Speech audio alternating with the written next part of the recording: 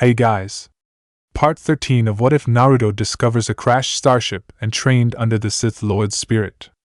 Hit like and subscribe if you like this one, and also please check the author in the description. Let's start. We are paid, that's all. We are God.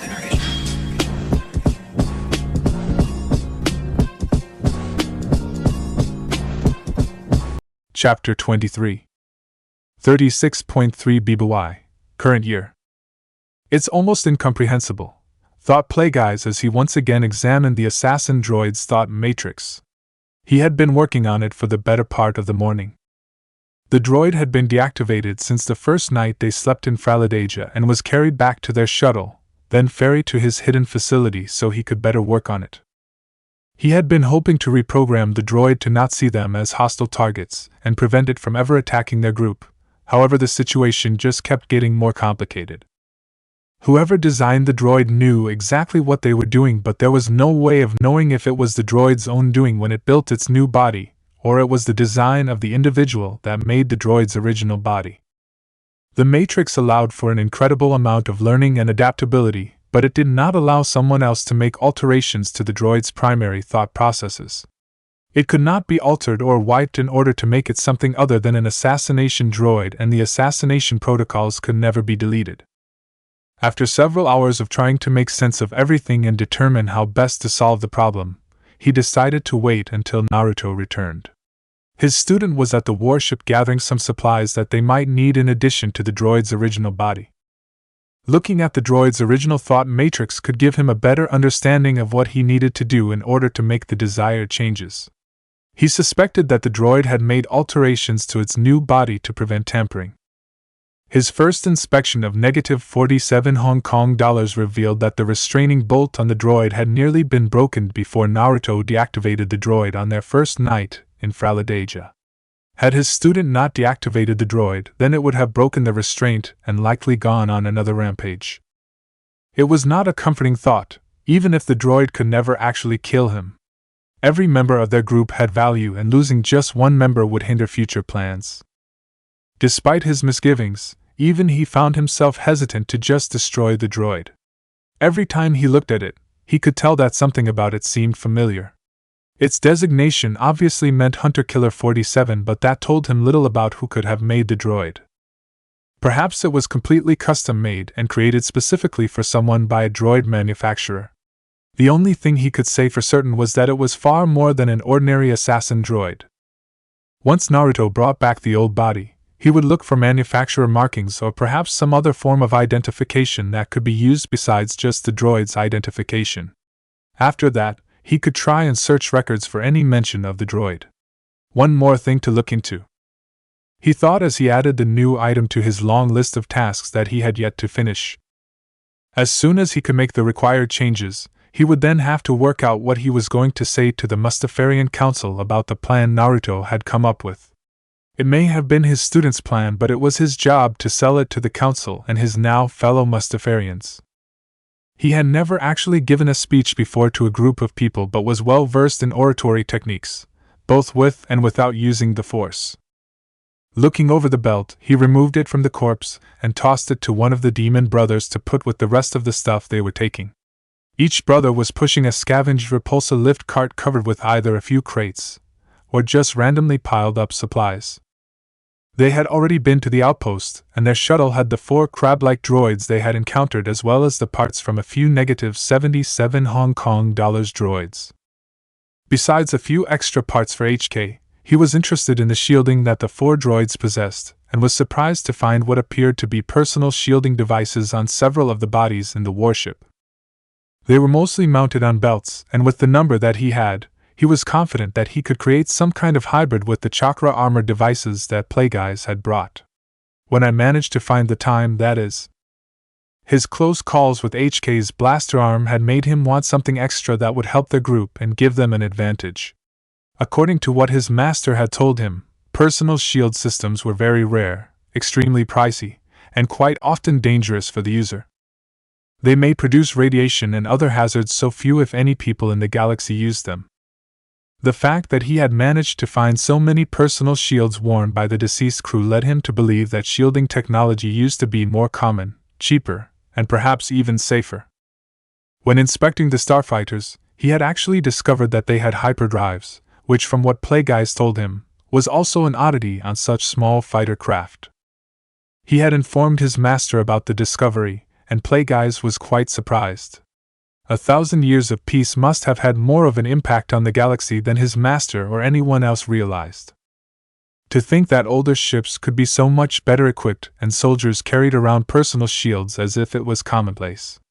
Naruto thought and found it difficult to fathom. Over the course of their order's lifetime, the galaxy had seemingly stagnated in some areas of technology. The droids, the ship, and the starfighters were all proof of that. I wonder what else they had that was better than what the galaxy currently has now, he wondered as his clones helped the demon brothers load the supplies onto the shuttle. D4 soon entered the hangar as well and boarded the ship. He had told the droid to copy all of the navigation information and add it to their collection of star charts. When they got the chance, he hoped to thoroughly examine all of the information. Once they were finished, the hangar would be sealed and one of his clones was already sealing the breach they had created when they first entered the ship. Hopefully the ship could remain hidden and he would use some earth jutsu to cover the exposed pieces. When they were in a better position to fully uncover and recommission the ship, then they would have the Mustafarians work on it. Master should be about ready to give his speech, Naruto thought as he walked up the ramp to the shuttle. Looking in one of the seats on the shuttle, he came face to face with HK-47's old body, which was seemingly staring right at him with dull red photoreceptor. The bulkier metal droid was strapped into one of the seats, and though he knew it was not going to reactivate, he still eyed it for a second before taking one of the other seats on the ship. A pair of brown eyes opened and tried to adjust to the light that was overhead. Glancing around, he tried to turn his body but found it incredibly stiff. "Oh god damn it, why couldn't I have died?" lamented Gado as he spotted the cloaked figure that he knew to be Kabuto. Even if he was alive, he felt there was little chance that he would remain alive. He knew Plagueis had no plans for him, so he was likely as good as dead anyway. It would have been better if they had just killed him in his sleep to get it over with. The entire time that Plagueis had been in control of his body, he was still partially conscious and aware of what was going on. He saw and heard almost everything that happened during the months of his possession, but was unable to speak or move. It was basically a form of torture. Plagueis pushed his body far beyond what it was physically capable of performing. He had been sitting behind a desk for decades or having people do things for him, and his body was certainly not in any shape to be moving around and on his feet as much as Plagueis used it. The Sith Lord didn't feel any pain or strain from the possession, but Gado, however, did. There had been numerous blisters on his feet, too many to count. Sharp and prolonged pains in his legs, back, and hips, as well as his entire body protesting to the movements Plagueis put him through. He had never continuously felt so worn out in all his life. When Plagueis had jumped out of the skyhook, he thought he experienced a heart attack but couldn't be sure. It was agony at first, but eventually his body got used to it. Ironically, now that he was close to death, he was probably in the best shape of his life. He'd lost weight, and could move around better than ever, if he actually was in control of his own body. Only the degradation from his possession had recently been causing him discomfort.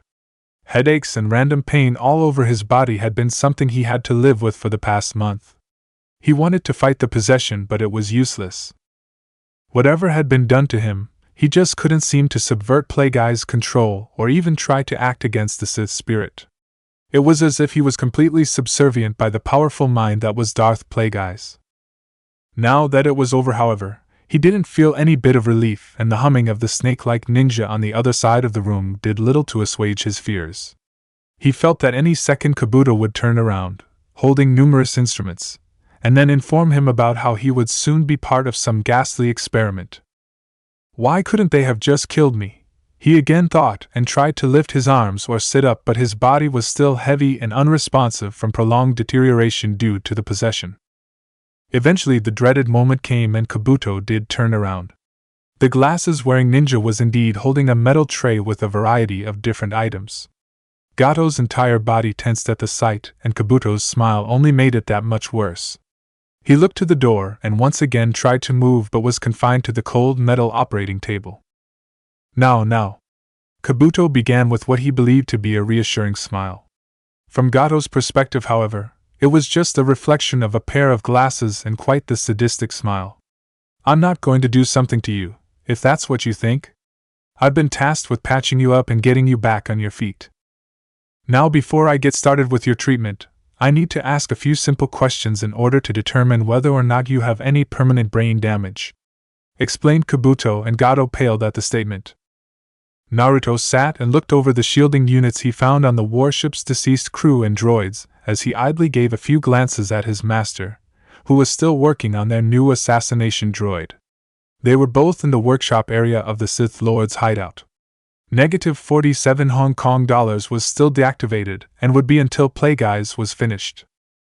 Though he was mechanically inclined, he didn't actually know what his master was having such a hard time with or what was taking so long. There wasn't much time before Plagueyes would meet with the Mustafarian Council again and put forth their idea. Examining between the two thought matrices, Plagueyes had already found several alterations that the droid had created. Both matrices were highly sophisticated, and he could tell from the old matrices that it had been altered and added to many times. The new one was more refined though, and the droid had made it that way in order to keep anyone from altering its basic programming. "Are you having a problem?" Naruto finally inquired as he began feeling his master's frustration increase. "No," stated the Sith Lord, and the word sharply resounded in Naruto's head. "It's merely taking a while to make the desired changes because of the alterations that the droid has made on this newer body," answered Plagueyes as continued to search for an answer. "But you could have made them in the old body?" Naruto asked as he tried to understand the problem. Yes, the droid's thought matrix was more accessible and easier to make alterations to in its old body, Plagueyes replied, and then began to see a solution. "If the droid's old thought matrix is what I want, then why not switch it back and put it in the new body?" Plagueyes mused and set about removing the old through matrix from the old body. Once it was removed, he could make the desired changes, and then use it to replace the thought matrix from the new body. Naruto watched his master work and decided that it was probably a one-person job. Whatever idea Plagueyes had come up with was not something he wanted to disrupt, so he looked back at his shielding units. Using the available free time, he had already examined the chakra armor devices that they had gotten from Snow Country. In his mind, he was beginning to see a way to mesh the devices, two different shielding devices, together, but it would still take time before he would be able to test a working prototype. His systems booted up, and it was only a few seconds before his photoreceptors activated. -47 Hong Kong dollars glanced around the room and soon came face to face with the small meat bag he had been unsuccessful at killing. The droid's hand shot out towards the boy's neck in order to break it. Naruto looked down at the metal hand that was an inch or so away from his neck. The new programming had evidently worked, and the droid could not harm him. HK looked at his own hand and realized that something was wrong. The restraining bolt was gone, but something else had been done. "Query, what have you done to me?" it demanded. "My master removed your thought matrix and replaced it with your old one," Naruto answered calmly and glanced at the droid's old body, which was lying on the ground nearby.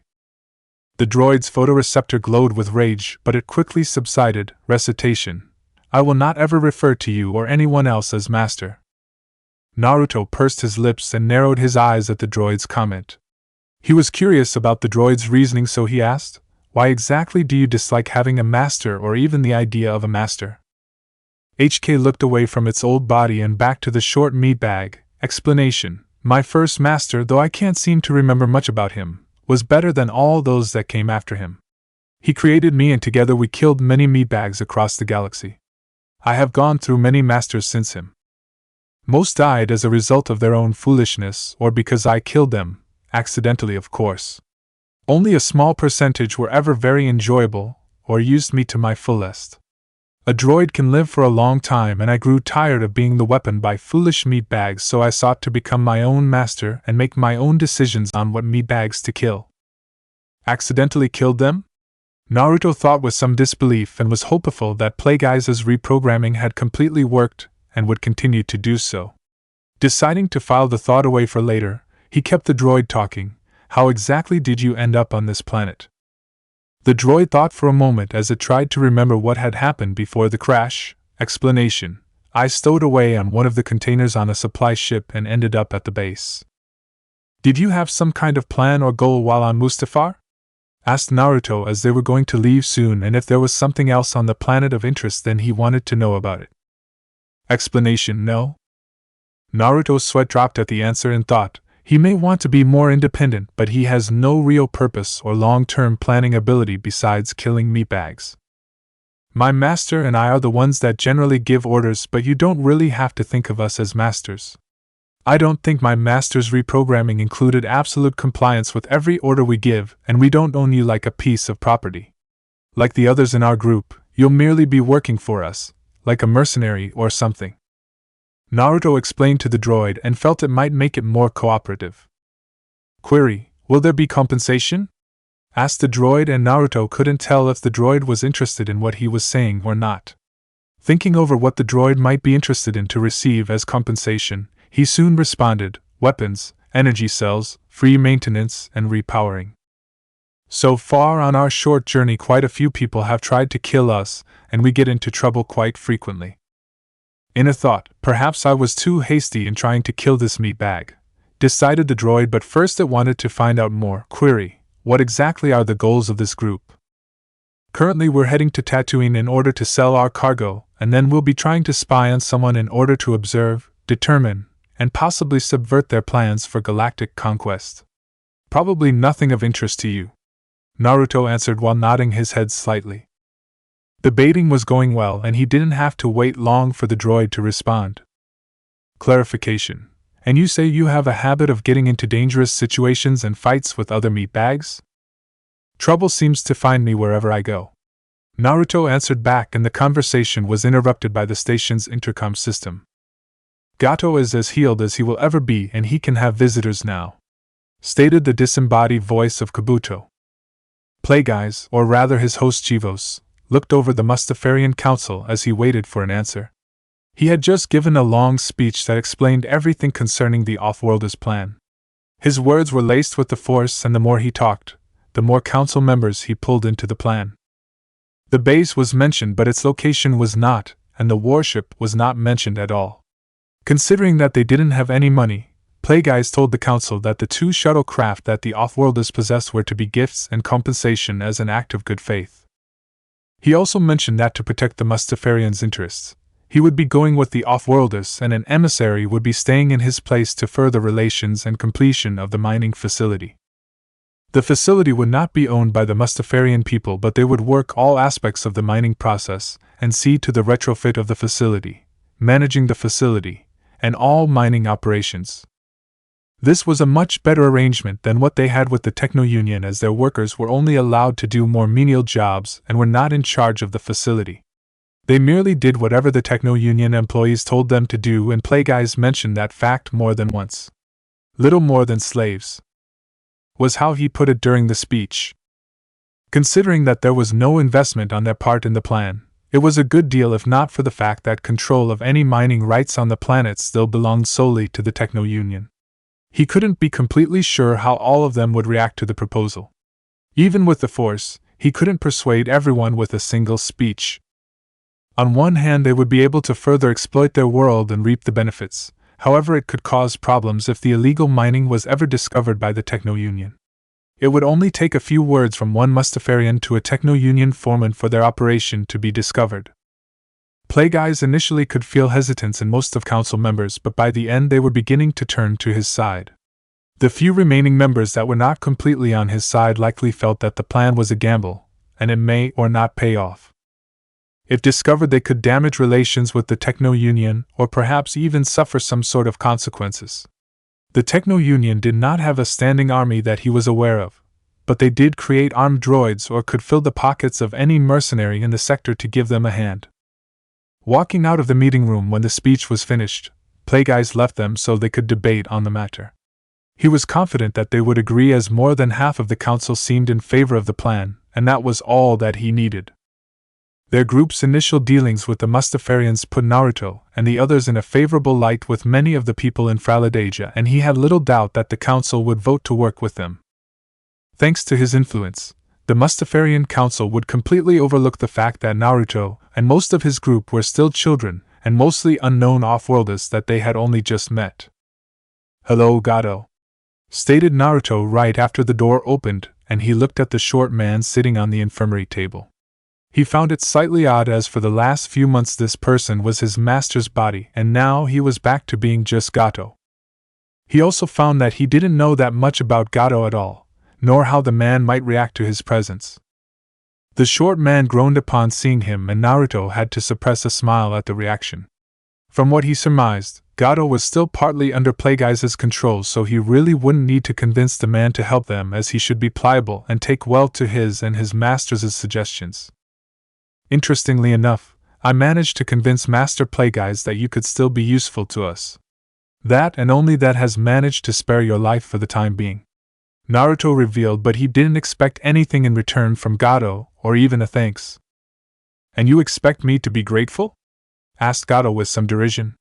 He had only just come out of the Bacta tank, and while he was feeling better than before, he still felt rather lousy. Words from a child, albeit a powerful one, would not assuage his fears of what would happen to him. "No, I expect you to work for us so you can go on living. Kabuto also said you didn't have any permanent brain damage. Isn't that good news?" Naruto added in a mocking tone. Gado muttered something under his breath, which Naruto easily heard, and then demanded, "Then what do you want from me?" "Want? Nothing really. I personally don't like you. I'm merely giving you a chance to be useful and I expect you to work for us without any complaint or refusal," answered Naruto while looking Gado directly in the eye with a hard stare that left little room for rebuttal. The shadowed but still visible piercing blue made Gado gulp. He knew what the brat was capable of and knew he really couldn't refuse. He witnessed the brat nearly kill the missing Nin Momochi Zabuza and was well aware that he was in no position to not accept. "What do you want me to do so I can keep living?" Gado asked with some reluctance while not taking his eye off Naruto, as if waiting for a killing blow. "We'd like you to start up a business," Naruto simply answered as he looked away from Gado and walked over to a counter. The back of his cloak was met with quite a look of skepticism and then the immediate outburst from Gado of, "Here?" Naruto said nothing and merely nodded his head in affirmation as he idly examining a few of the medical devices Kabuto had picked up along their travels thus far. "What could this hellish planet possibly offer for you lot?" Gado questioned as his mind sifted through the fractured images in his memory of the planet he had seen and felt through senses of a body that had been taken from him. Certain lava flows on the planet are rich in several minerals that can fetch quite a price. I'm sure you can understand the value in that. The business would begin with the mining of these lava flows, answered Naruto while examining a particularly interesting device.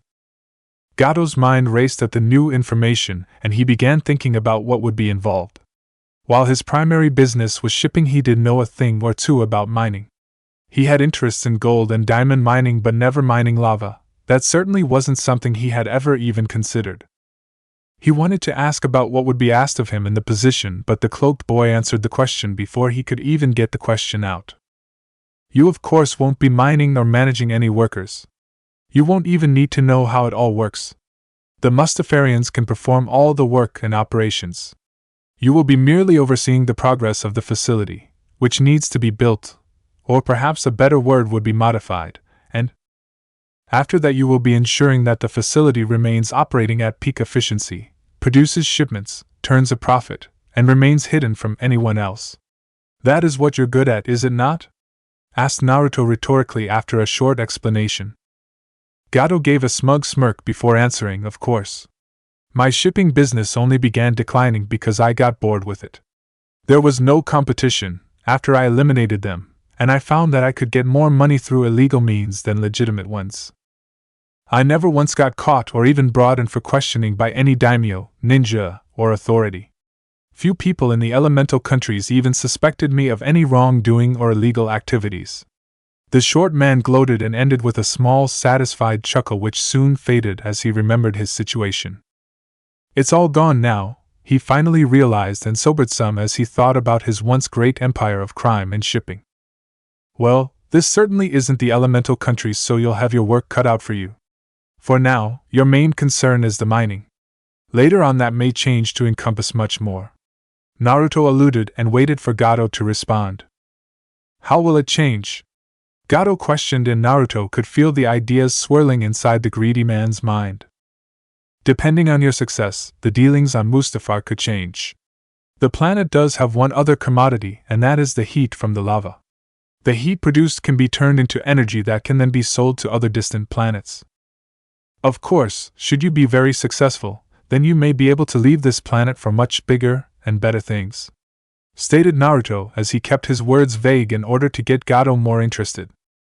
What kind of better things? Gado quickly responded. Well, I suppose if you did exceed Master Plagueye's expectations, then we might set you up with a legitimate business, and you could take part in many of the illegal and underworld dealings offered in the galaxy. The galaxy is infinitely bigger, and there are many more opportunities available than what you were used to in the elemental countries, Naruto explained. Gado absently licked his lips at the prospect as he thought about the possibilities being offered to him. His imminent doom, which hours ago had been the forefront on his mind, was completely gone from his thoughts. Along with different businesses circling in his mind, he kept thinking about names and instantly thought of Gado Galactic Shipping or Gado Industries, and many others. Now that he had Gado completely hooked, Naruto decided to get something to eat with the others while he waited for good news concerning Plagueye's meeting. He left the room without another word. Ascending in one of the city's slow elevators, Plagueeye watched the floors go by through the open elevator shaft as he thought about what would happen next. The Mustafarian Council had agreed to the presented terms, or at least a majority of the council had agreed. The rest would likely soon follow, though. All that was left was for Naruto and Gado to meet with the council and seal the agreement. Right after finalizing the agreement, they would leave for Tatooine. There were better places to sell their weapons, but he wanted to go to Tatooine, and it was slightly closer than many of their other options. Reaching the topmost level of the city, he walked down a hallway to where the final staircase to the surface was. Years ago, when he visited Mustafar to look for a good place for a hideout, he never imagined what was really there, nor did he really go looking. A quick survey of the planet was all he did, and now it might end up a very important part of their plans and future operations. It was hard to pinpoint an exact cause of their good fortune. Though danger and problems followed them at every turn, thus far they had come out on top. Was it somehow the Force guiding all of them, or was it something else? Most of the discoveries made were by his student, or the crew. Naruto found the crashed ship before even acquiring midichlorians, and the other Ibanihis didn't have any midichlorians. Kabuto managed to get information on where an old Sith tomb was. The crew's choice led them to the second descent. The Demon Brothers found an old warship. He could go on, but most of what they were becoming involved with was by mere accident. They never meant to go to Mustafar, yet they were now leaving with much more than they came with. Was it something to do with chakra, or did the Force favor the chakra users in their group? Was Naruto affecting them? He was unable to grasp their penchant for finding things without really looking for them. From an observer standpoint, it was highly unusual. I'll have to investigate this further, thought Plagueeye as he walked over the surface of the plateau to their ship. In the distance he could see the white shuttle that held the rest of the Vulture's crew. Standing before the repaired Vulture, Naruto was about board the ship to leave. His gaze looked down at the gifts that he had been presented with by the Mustafarians. Apparently it was their custom to exchange such gifts when a business venture was made. Tucked under his arm were 4 long knives made from the tusks of the Taurus that they had killed. One pair was for him and the other was for Jugo, for they both had battled with the beast. The orange-haired boy and the rest of the crew were already on board the ship and had boarded while he met with the Mustafarian Council to finalize their agreements.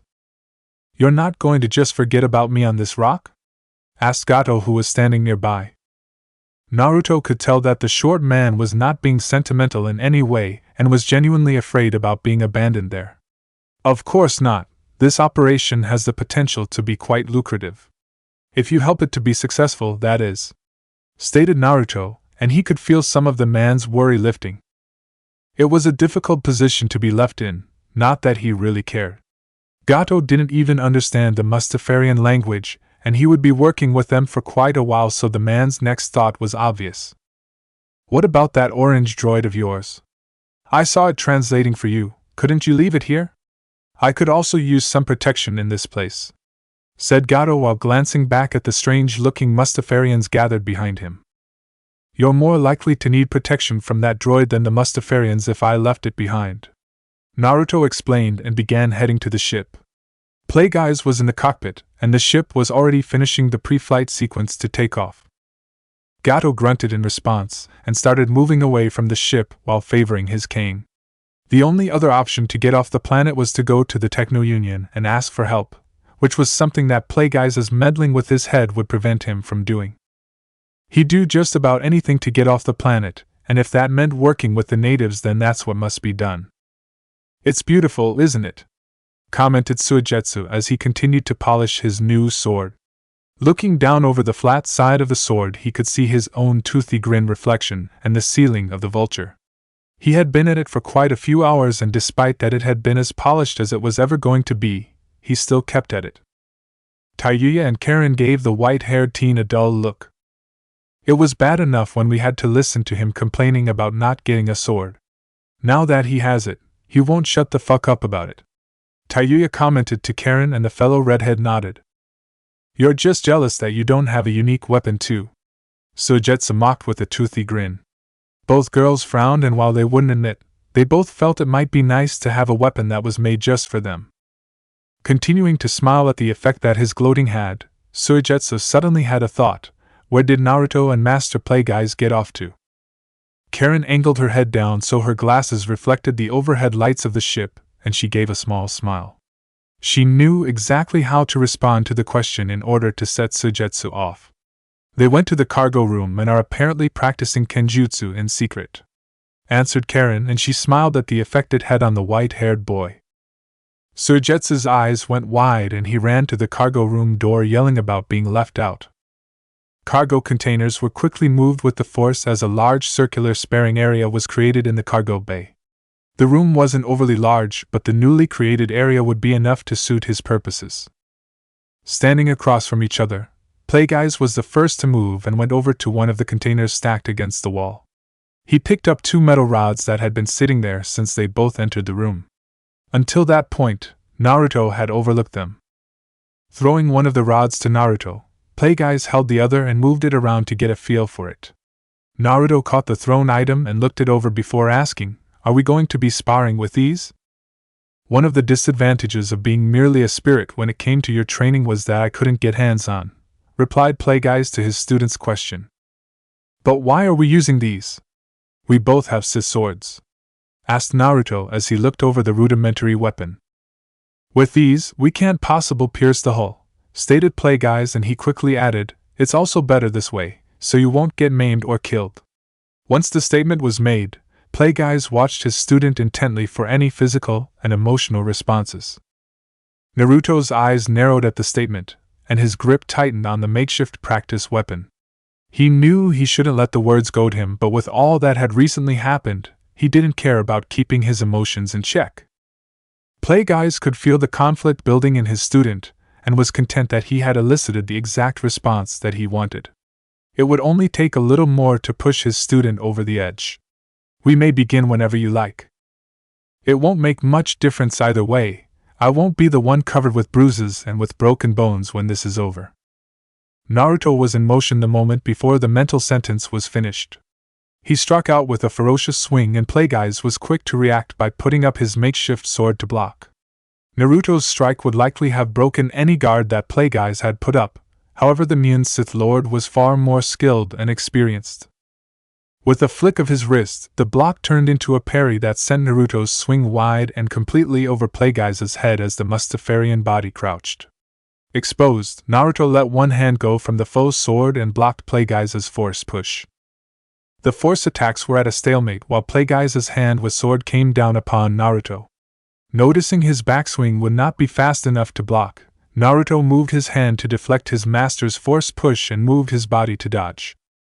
His reaction speed is faster than what I anticipated. I can't underestimate him like that and let him get this close again, thought Plagueyes as he did something that Naruto would not expect and struck out at his student with a powerful kick. Naruto tried to back off as he pulled his shin up to block the kick and succeeded until he recognized that the kick was far more powerful than he thought possible.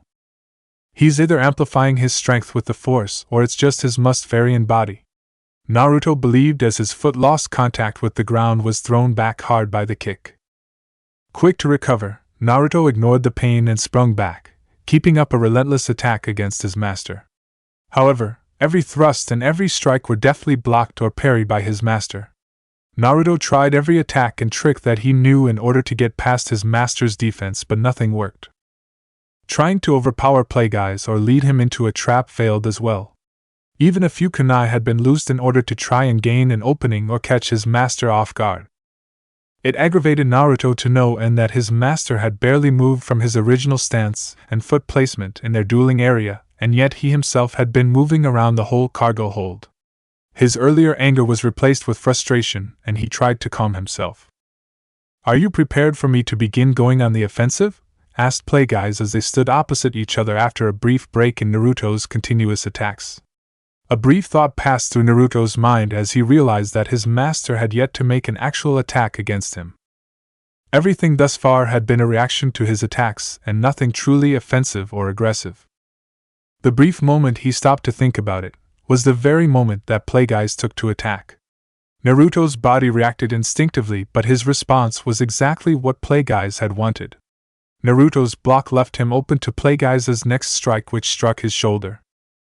Though he had tried to dodge, Plagueyes had moved his strike so it hit right where we wanted. The hard blow jarred Naruto greatly and nearly popped his arm out of the socket. Naruto was only able to take a quick glance at his injured shoulder before he had to duck and parry consecutive blows.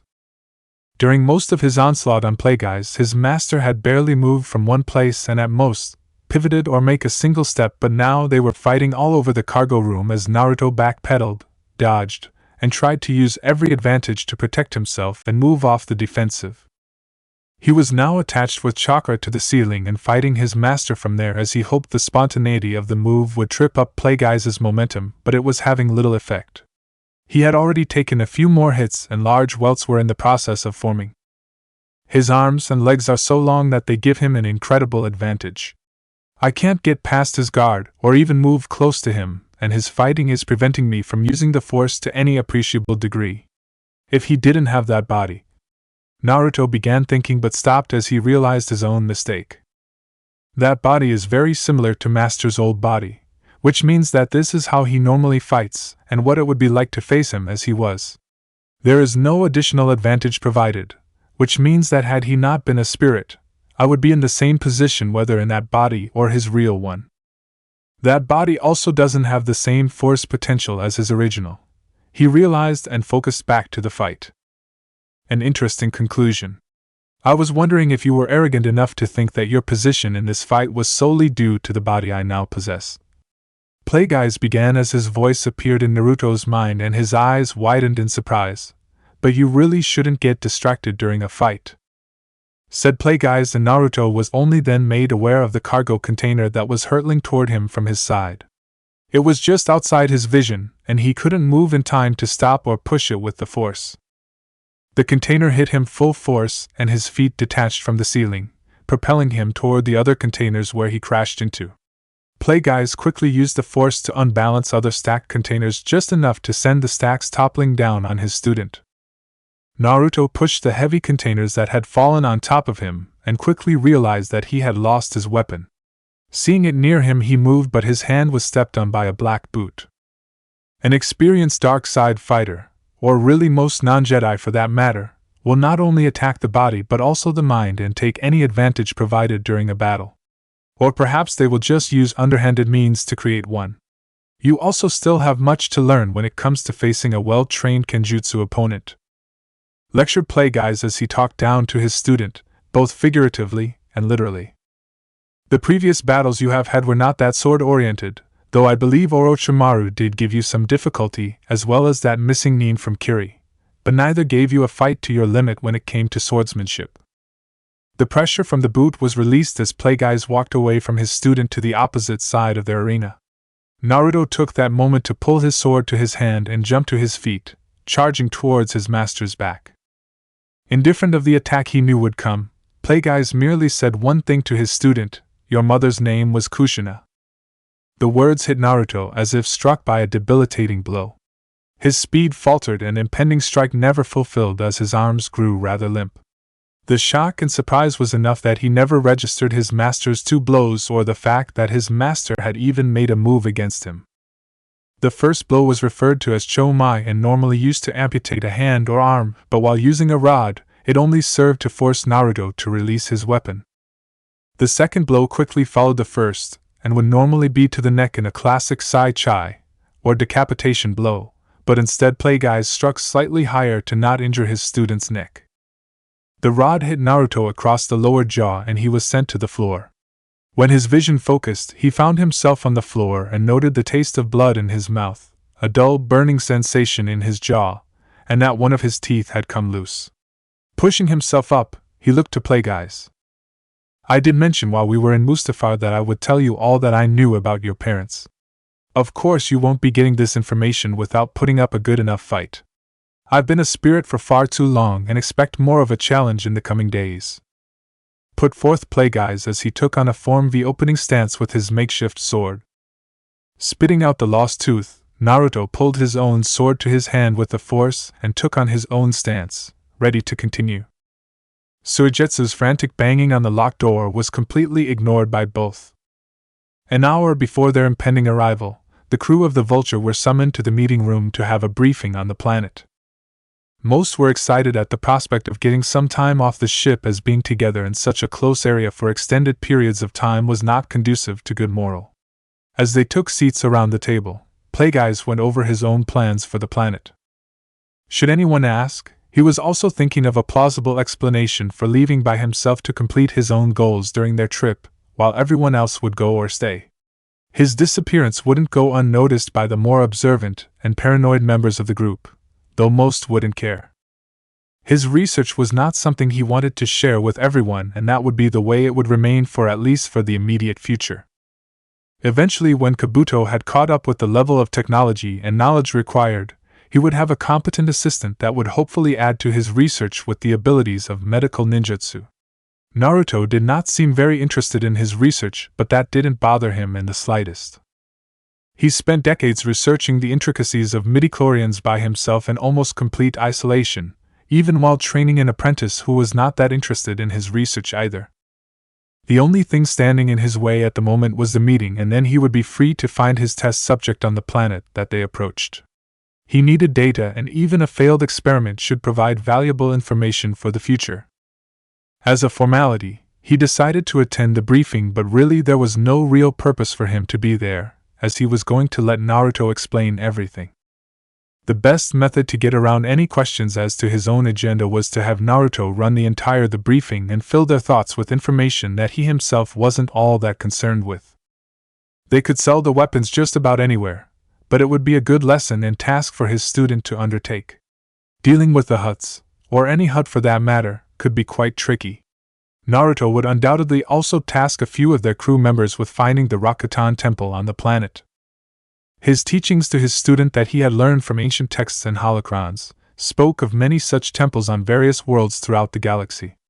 Each housed a map system that would show the way to the long-since destroyed Star Forge and the homeworld of the Rakatan people. A part of him thought it a fool's errand, as the Star Forge was long gone, the Rakatan homeworld abandoned, the fact that the Rakatan map on Tatooine may have been destroyed, and the ruins weren't well known to anyone on the planet, which made finding them all the more difficult. Likely only a select few Tusken Raiders or perhaps Jawas know the exact whereabouts of such a place.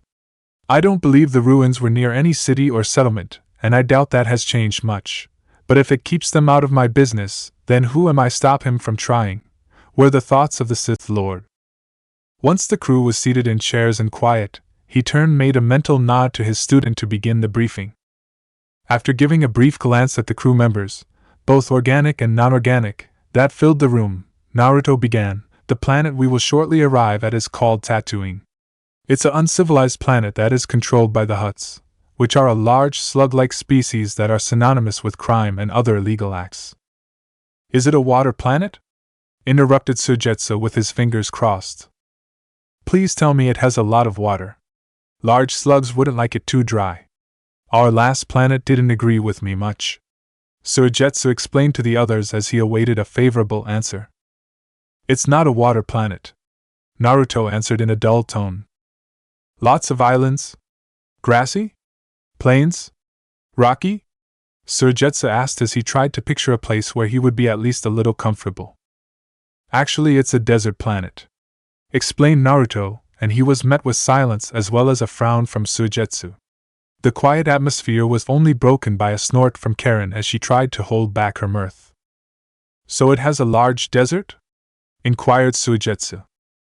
No, it's mostly desert, answered Naruto with a sigh. How much is mostly? Inquired Sujetsu as he ignored the smiles and light laughter from the two redheads at the table. The entire planet is one contiguous desert, marred with some rock outcroppings and plateau. Nothing grows there, and the only water moisture which the populace farms with machines known as moisture vaporators. Sujetsu stared at him with an incredulous look, and Naruto added, it also has 2 suns. After banging his head on the table, Sujetsu sat up and stated, so we're going to another fucking wasteland in the middle of nowhere? You could say that, Naruto acknowledged as he tried to avoid the impending problems associated with Plagueye's choice of planet. Can't we go to a world that doesn't discriminate against me? None of us would be sad if you evaporated. Tayuya chimed in and Karen laughed while Kabuto and Yugo couldn't contain their smiles. But he does have a point, why can't we go anywhere nice? Kabuto commented, and he glanced over to Plagueye's to see if his words caused any visible reaction. He was slightly disappointed when they hadn't. Well, this briefing certainly became unproductive fast, thought Naruto and Plagueye's. While the meeting got back on track and Naruto began explaining more about the planet, a pair of red photoreceptors scanned the meeting room. -47 Hong Kong dollars watched as the meatbags prattled about nonsensical things that didn't concern him at all. Thoughts circled in his processor about taking a few of the weapons that were within his reach and killing as many of them as he could before getting stopped, but he could not act on these. Right before he was about to disable most of his auditory sensors, they picked up on a word that sparked some recollection. With renewed interest he began reviewing the accompanying sentences in which it was spoken. He did not record everything that his auditory sensors picked up, but he did have playback for a few minutes. Cycling through the last 30 seconds of the conversation, he heard the recorded voice utter the word one more time. Rakatan. It was familiar to him, and he began a search through his memory to try and determine where and when he had last heard it. A few of the others' words stated in the sentences also seemed to tug at his thought processes. The short Sith meatbag that was leading their group had also mentioned Tatooine, star map, and temple, all accompanying or describing the one word that had renewed his interest in the conversation. Cross-referencing these words together with Rakatan, he slowly began to retrieve information that had long been filed away and compressed in order to save room for more important things, like the best methods for killing meatbags. Initially he began sifting through information on Rakatan's, but soon it changed to specific information related to the words he had searched for. Inner thought: I have been to this temple before and seen the map in question. The meatbags have no idea where the exact location is. I can use this to my advantage. Interrupting the briefing, HK began implementing his plan. Query: am I correct in my logic that you are after a temple containing an ancient map which in the eastern dune sea of the planet Tatooine? The explanation that Naruto had been giving Kabuto about Tusken Raiders and Jawa died as all eyes turned to the sadistic droid which sat in an area of the table with chairs farther away than the normal distance, as several people had moved over slightly so as to not be very close to the droid. While Plagueye's was able to contain his surprise, Naruto was not and had a look on his face that few had ever seen. It wasn't that expressive, just mild surprise and shock, but it was more than most at the table had ever seen him display. Is this some kind of trick? Naruto wondered as he analyzed the new information. The ship that the droid was on was old, very old. It likely dated to near the same period of time as the rediscovery of the Star Forge. Does it really know about the temples and the star maps? Plagueye's, on the other hand, was several steps ahead of Naruto in his deductions. It's obviously an assassination droid, and its old body was customized and full of complex modifications. The model is not one that I have ever encountered. It's also several millennia old, and now apparently it possesses detailed knowledge of the star maps, or at least the location of one of them. It can't be that droid, can it? I don't actually know what happened to that droid, nor can I remember its designation, thought Plagueyes as he considered the possibility. With the moment of surprise having passed, Naruto couldn't keep himself from finding out more of what the droid had to say.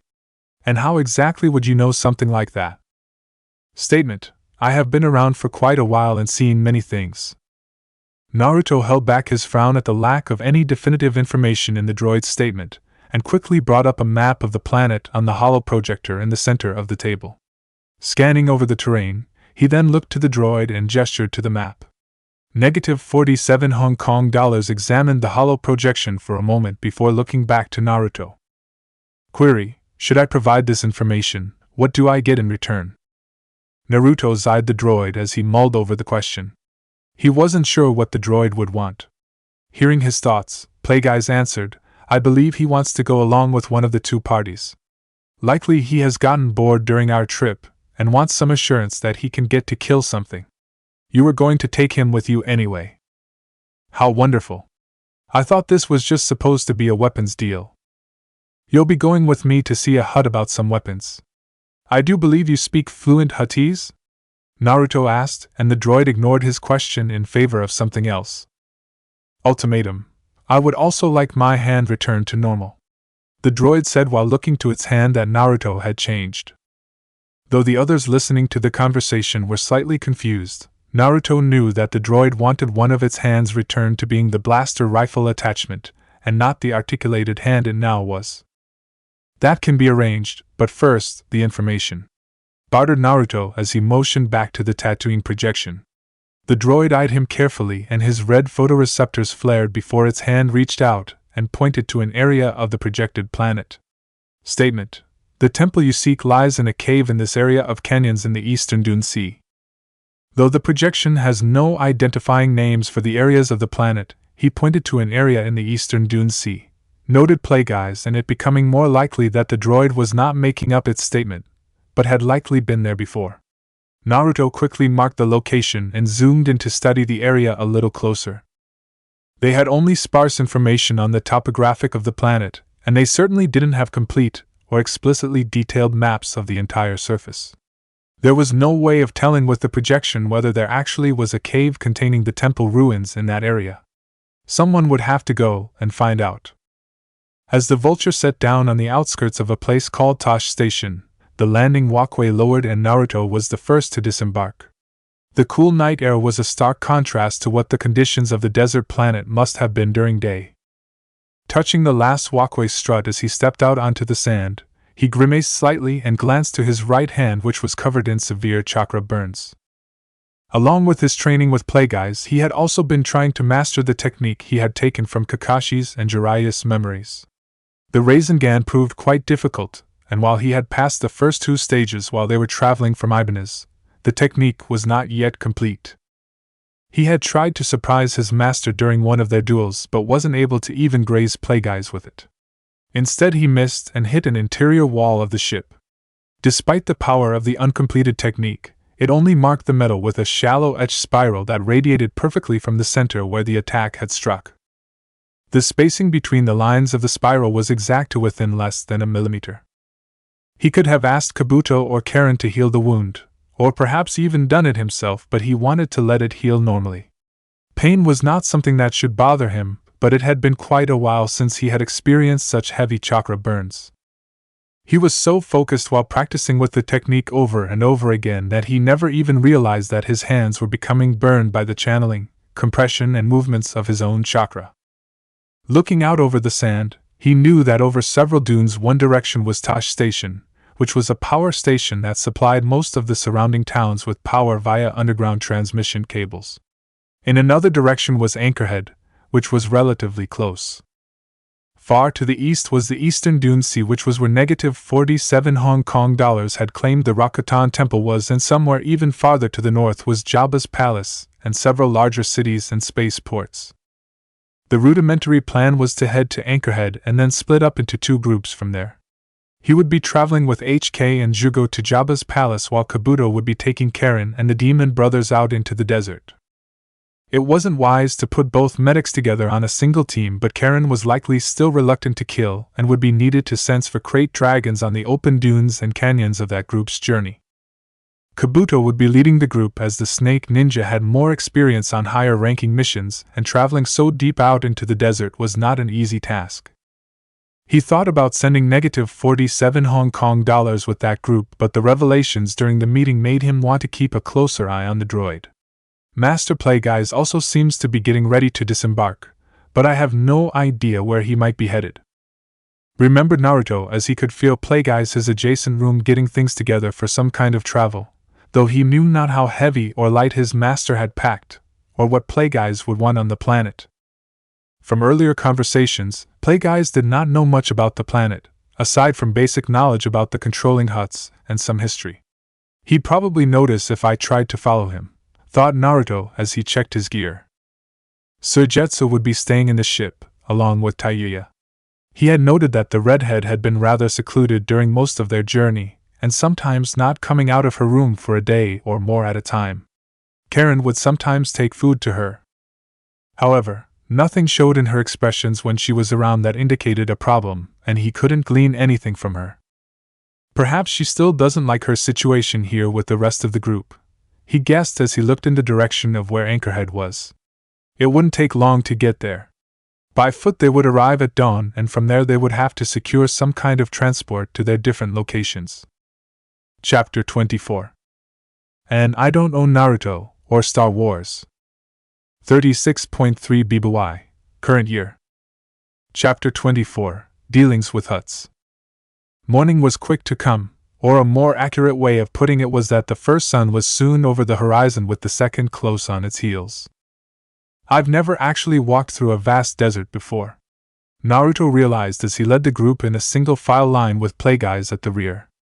The heat wasn't that bothersome at the moment, but even in their survival cloaks taken from the warship on Mustafar, by midday, the heat would certainly affect all of them. A quick henge had him looking a bit older than usual.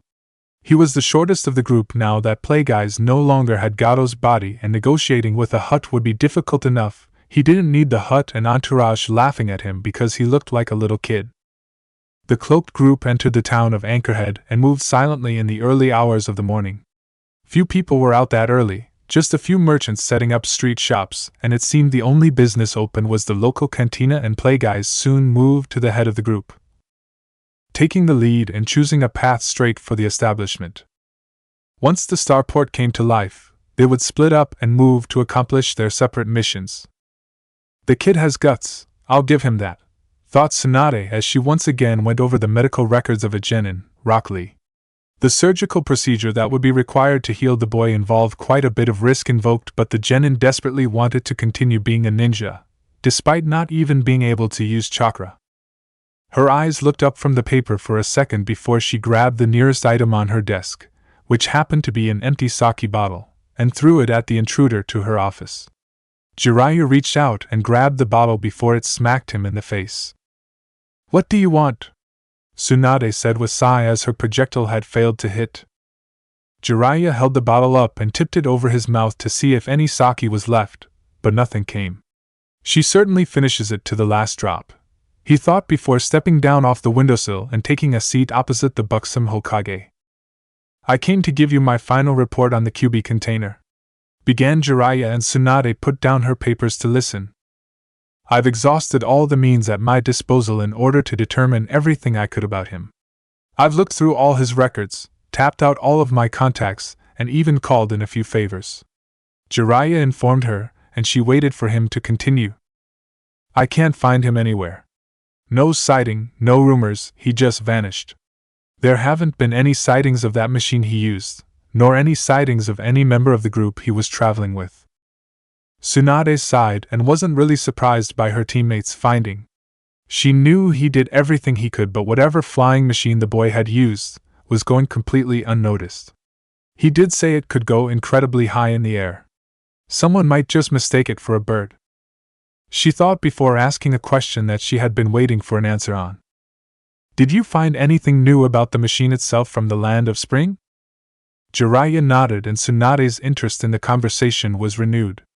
I talked with all the scientists that took part in whatever Naruto was doing. Not one of them was privy to all segments of the project that they were working on, but from piecing it all together, they think they were building the components and fuel to create a power source of some kind. Jiraiya informed her. A power source? Like some kind of electrical generator? Tsunade questioned and Jiraiya tried to explain it better. They weren't completely positive what the end result would be. And Jiraiya closed his eyes for a second as he took a thinking pose to remember the words given to him by one of the scientists. Most of what they had been trying to tell him was so far over his head that they had to explain it to him several times. It would create a reaction that would produce an incredible amount of heat and energy, Jiraiya said, reiterating the words that the scientists had told him. How much power? Tsunade asked as she leaned forward slightly and awaited the answer. Jiraiya again tried to remember exactly what the scientists had explained to him, but numbers were never his strong suit. A lot, came his uncertain reply.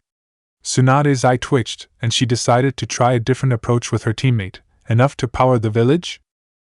More than that, Jiraiya answered, and her eyes widened slightly at that. The entire country? She put forth, and Jiraiya quickly nodded and added, that and probably more. They said it could produce more power than anything they had ever seen before.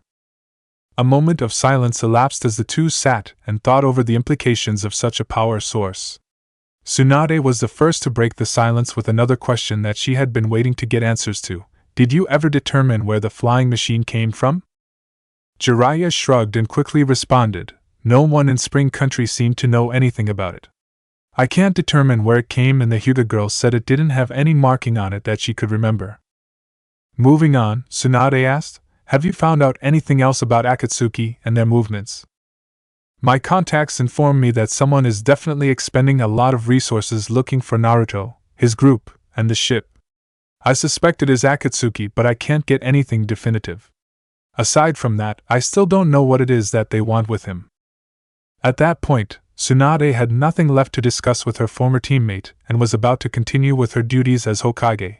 But it was apparently now Jiraiya's turn to ask a question of his own. What of the Suna boy you still have in a cell? Tsunade sighed as the subject had been one of heated debate with the village elders and council. It's a political nightmare, you know that, she said, and Jiraiya's frown was evidence that he did not like her answer. I can't let him go because he attacked the village and did a great deal of damage. We also certainly can't execute him because of what he contains. As much as I hate to say it, Danzo is right. Handing him over would be a sign of weakness on our part. The fact that he is the son of the deceased fourth Kazekage only complicates things further. She informed him, and Jiraiya was quick to protest. Doesn't his own village want him back? I don't know anymore. They seem to, but we can't come to any agreement over the matter. No matter what kind of arrangement we've discussed, the elders are adamant that it would put us in a bad position, even if the terms for his return are a peace treaty. As far as I know, this kind of situation has never happened before. You're talking as if he's some object. Tsunade gave him a look and he backed off. Heavy sighs were made by both Sannin.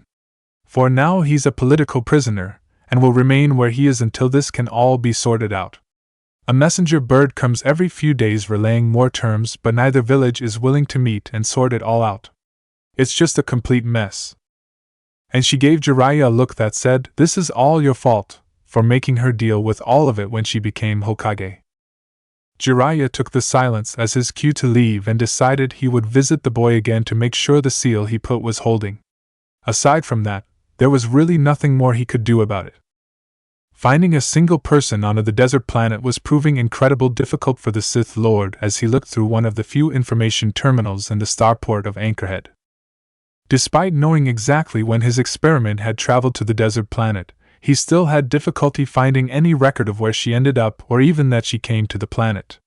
It was doubtful at best that she would be in Anchorhead, but it was one of the safer ports on the planet, and more civilized, so it had better access to information. Being such a backwater planet, this may take me quite some time, Plagueeyes thought as he sifted through files and was finding no results. There was no network database like on most of the more civilized planets. Records of who came and went from the planet were spotty at best. Anyone could come and go as they pleased, and few if any would use a real name. He would be lucky to find any records at all of her arrival, given that so many shady dealings took place on the planet. The Hutts wouldn't keep records on who came and went to keep their dealings secret and provide anonymity for their business associates. But perhaps I need a different strategy. She is a slave, and some kind of record of her ownership must exist, even if a record of her arrival doesn't. He realized and started searching for the location of where slave records were kept. From what he knew of the slave trade on various planets, each slave owner needed some kind of proof of ownership for each of their slaves, and such information would be kept on file somewhere with a copy or original with the owner. Without it, anyone could claim that they did not own the slave and take ownership for themselves. This would likely be especially true when it came to the Hutts, and as a result, records were kept for each slave. However, he first needed to find the location of the records. Anchorhead was obviously not the location for such records, as it was one of the more civilized starports, and it was exceedingly doubtful that he could access those records from the terminal he was at. I'll have to go there in person, he idly thought as he searched. The screen on the terminal changed, and he finally managed to gain the location of where the records were kept. Mos Espa, Plagueeyes thought and frowned. Naruto had just left for the city in the last hour, and he would have to wait for the next transport. Thinking ahead and planning his next moves, Plagueeyes decided to go back to the ship instead of waiting for a transport, and simply fly there. I'll probably need the astromech droid to slice into the database to get the information I need and remain unnoticed, he thought, and headed in the direction of the ship. As he walked through the sand, he didn't notice a slight movement behind him. The sand bulged slightly, and a winding path was made for a short distance in Plagueeyes' direction before the bulge subsided and the creature moved deeper into the sand. It feels pathetic, Naruto thought as he sat on the modified skiff that was being used as a transport between starports on Tatooine. He was on his way with Jugo and negative 47 Hong Kong dollars to Mos Espa, followed by Mos Eisley, and they were taking public transportation to get there. We'll definitely have to use something else if Jabba is in his palace. I'm not going to show up on a makeshift bus to make a weapons deal. Even walking would be preferable, he believed, and looked to the others of his group. It was obvious that their droid was also not happy with the accommodations either. Jugo, on the other hand, seemed rather preoccupied with other thoughts. He's rather troubled with something, and that's the last we need when going to meet with a Hutt. I'll need him to be more focused and aware, thought Naruto as he debated about how to go about remedying the problem. After quite a bit of internal debate and indecision, he began, "You seem troubled?" The question was asked in Ibanese so as to not allow anyone else to overhear what they were talking about. Jugo stopped looking off across the horizon and came out of his thoughts to answer the question with a question. "How many slaves are on this planet?" he asked while glancing across the narrow skiff to the chained individuals sitting across the ship on nearby benches. "I don't really know," Naruto answered, as it was never a question he considered during the briefing. "I would guess around 50% of the inhabitants of the planet, but that's only a guess.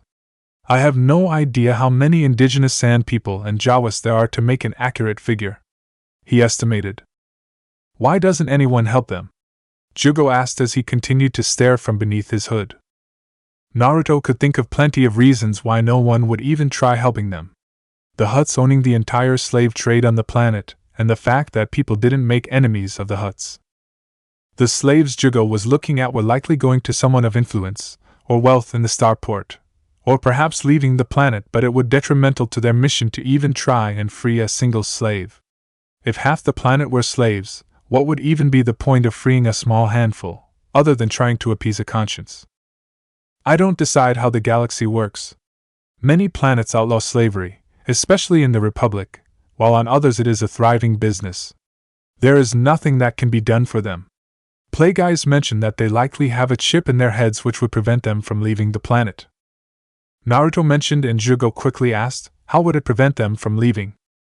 "The chip would likely explode if they left the planet and kill them. I guess there would be some kind of signal or beacon somewhere on the planet that transmits a signal, and once the chip no longer receives it." Naruto stopped the sentence short as he answered truthfully, and could instantly feel Jugo's unease at the statement. It seems I'm just making things worse. Why does it concern you? Naruto asked of Jugo as he was curious to know the answer.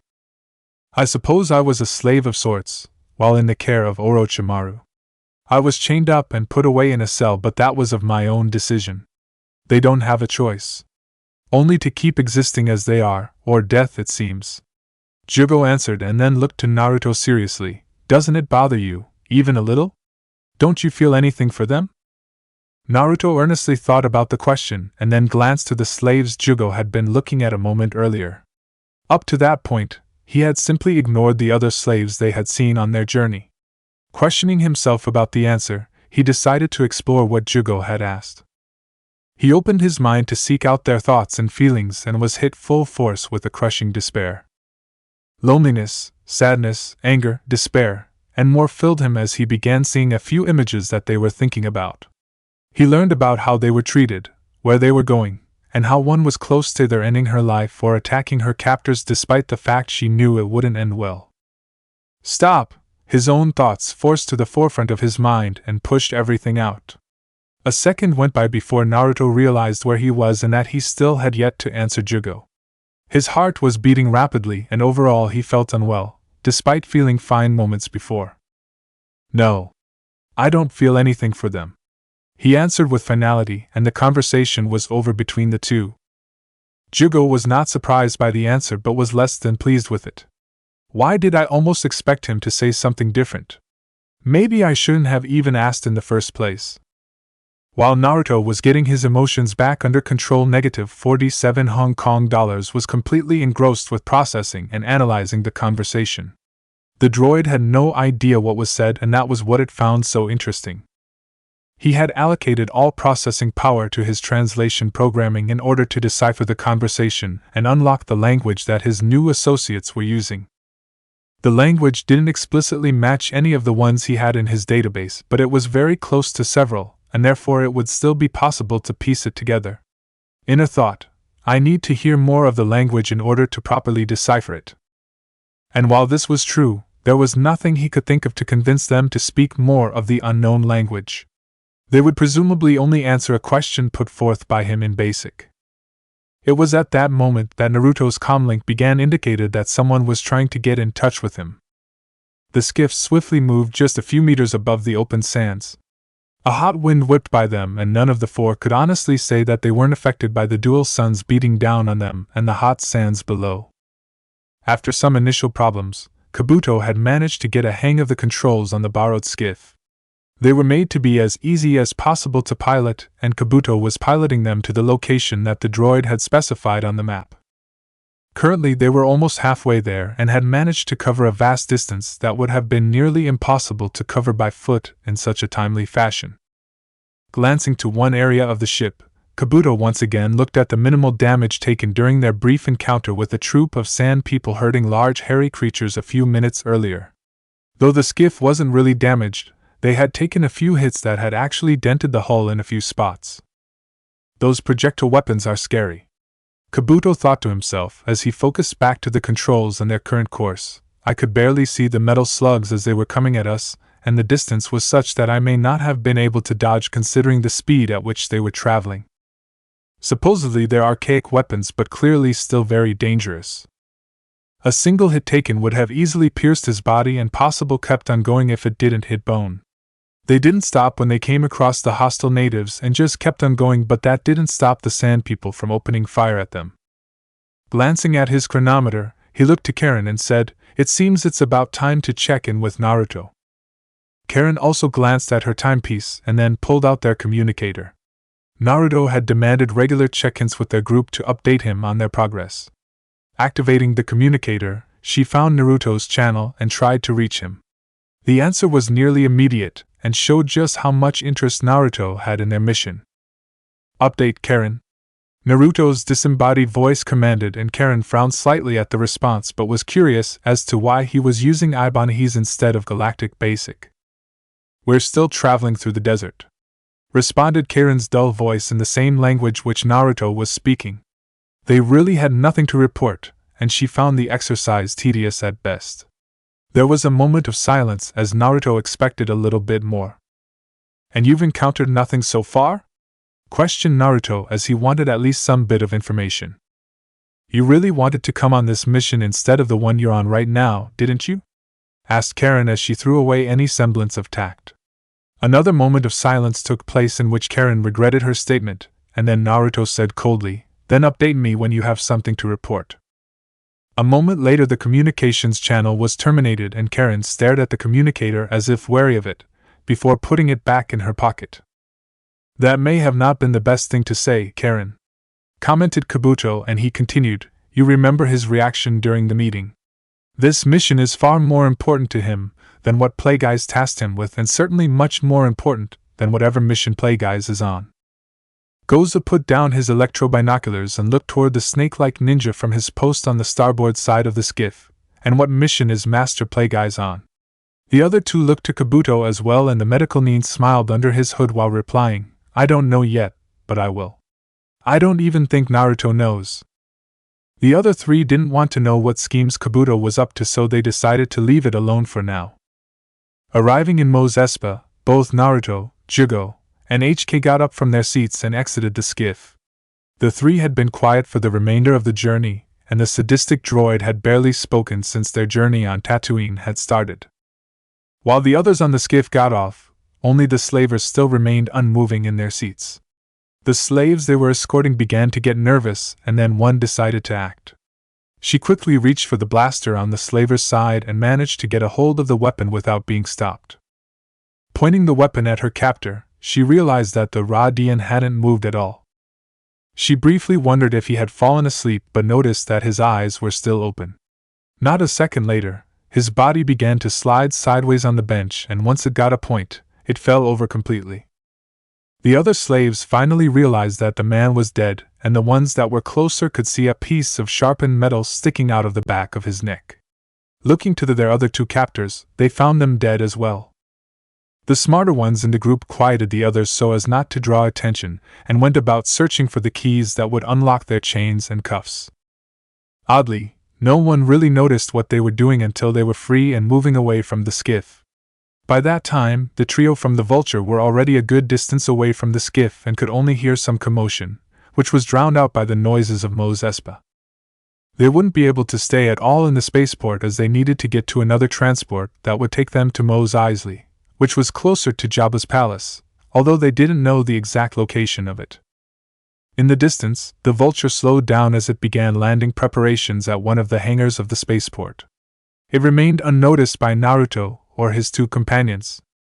Plagueyes swiftly moved through the crowded midday streets. Throngs of people passed by and with him as he headed for where he knew the slave records were kept. D4 was a short distance behind him and struggling to keep up with the Sith Lord's long strides. Slightly annoyed, Plagueyes turned to make sure the droid was still behind him, and no sooner had he spotted the droid through the crowd than someone bumped into him. Coming to a stop and turning back, he looked down upon a small blonde-haired child that quickly got up and blurted out, "Sorry, mister," before running to catch up with his worried friends. Not wanting to make a scene, and unable to speak anything but Mustafarian in his current body, Plagueyes didn't ask for any apology, or make any movements at all as he briefly watched the group go. He noted that the boy was carrying a severed droid arm with him, and found it slightly strange. Already stopped, he didn't have to wait long for D4 to catch up, and the pair proceeded at a fast pace to the records building. Upon arriving at the address that was indicated in his search at Anchorhead, the Sith Lord found a set of large adobe buildings near a much larger and more lavish compound. Probably owned by one of the huts that lives here, he believed, and kept casual as he passively surveyed and sensed out the area. Cautious as he wasn't sure what to expect, he walked right on by and would then double back. The buildings were unmarked, save the worn exteriors. A few guards were stationed outside, but nowhere near as many as the nearby compound, and he wondered if the buildings were owned and operated by one of the huts. Unlike some worlds, Tatooine did not have regular slave auctions. Most of the population of the spaceport were slaves, but everything was more low-key. Slaves were traded or bought from other slavers, and some were imported from off-world. New slaves were born from parents that were slaves and sold to others or kept by the owner. A person completely unfamiliar with the planet could walk by hundreds of slaves and may never realize it. After turning around and coming back, Plagueyes headed into the main building. No sooner than he got in through the door than he came upon several guards stationed in the hallway. They wore no uniforms and each dressed differently with dissimilar weapons, and they were different species. After he tricked them into thinking they had already checked him for weapons, he made them let him pass and progress deeper into the building. Down a staircase and along a hallway, the passage opened up to a larger room with guards and presumable Hutt-affiliated personnel at the slave station trying to calm down several loud individuals who Plagueyes assumed were slave owners. Several slaves and new owners or sellers sat on benches along one wall as they waited for processing, and several other guards were seated or leaning against the walls around the room. D4's head swiveled completely around as it took in the room with its several photoreceptors. "I'd rather not have to wait in line, nor let anyone know what I am here for," Plagueyes thought as he looked towards the complaining individuals crowding what few people were working in the building. Moving at a sedate pace, the Sith Lord made his way to the back rooms where the records must be kept, and which were likely not accessible to anyone but those employed by the Hutts. Before being stopped by any of the guards, Plagueyes overheard the conversations of the slave owners shouting at each other and the staff. They had apparently purchased new slaves that were being brought to Mos Espa only for them to escape along the way. Using the Force to create a distraction, he fueled the emotions on the already squabbling slave owners and made use of a light Force push that led to a brawl starting in the room between civilians and guards. As more people were brought into it, and reinforcements moved to break it up, no one noticed as he slipped past everyone and proceeded through what was supposed to be a secure building. The first computer terminal he came across, Plagueyes made sure the coast was clear and motioned to the droid in tow. D4 beeped in understating while moving to the terminal and breaking through the security systems to access all of the information it could. A few short moments later, Plagueyes interpreted the beeps from the droid that all of the slave records were digitized and stored in the building's computers. Pleased but unable to speak to the droid in anything but Mustafarian, he moved to the terminal and typed in the surname he wanted the droid to search for. Making sure to cover their digital footprint and access, D4 soon found the information that Plagueyes was after. 2 listings? Plagueyes thought as he looked to the readout on the screen. The droid had succeeded in finding Shmi Skywalker, which pleased him greatly, but another listing was also there under the surname of Skywalker. Hearing the fight being broken up, he quickly downloaded both files to a data chip he had and proceeded to leave out the nearest exit with D4 following right behind. The skiff cruised at a quarter of the normal speed as Kabuto piloted the ship over the eastern Dune Sea. They had also increased altitude to see above a few of the dunes, and both demon brothers were on watch while Karen actively scanned the area as far as her range could go. The farther we travel to the location the droid gave us, the more sand people we seem to come across. "We may be passing by camp of theirs," concluded Kabuto as he manned the controls and put them on a more sinuous course to their destination. Having run into 4 groups of indigenous people, they decided to err on the side of caution. Karen had a close call from one long-ranged weapon of the nomadic tribe, and she was not eager to be on the receiving end of any more near misses should they exchange fire again. The animals that they heard probably noticed us before they did, and they had enough warning to get a few shots off as we flew by. And Kabuto's thoughts were interrupted by Karen's shout of, "Bank left." Working the controls, Kabuto lowered their altitude and hugged the dunes as he veered their course around what must have been another group of nomadic locals. Having an idea, Kabuto picked one of the larger dunes and slowed to a stop along its side. Letting the ship hover, he went to the bag he was carrying and searched for his electro-binoculars as he asked, "Another troop?" To Karen. "Why did you stop? They may have seen us," questioned Karen as she moved from the front of skiff to the back where Kabuto was. Kabuto's reply was to smile and say, "You'll see." The brothers looked to each other but didn't really care as the weapons wielded by the sand people could not hurt them. Jumping off the skiff, Kabuto sunk in slightly to the sand of the large dune and leapt his way to the top. He was quickly followed by Karen and the demon brothers, and when they had all reached the top of the dune, Kabuto was already adjusting his tan cloak to better hide his face and any exposed areas. Creeping to the top of the rune, he covered as much of his head as possible with the sand-colored cloth and just peeked over the top of the dune near the highest crest. Zooming in with the binoculars, he spotted the group that Karen had sensed. Counting their number, he reached 10 and then focused on their weapons and the different animals that they were herding or riding.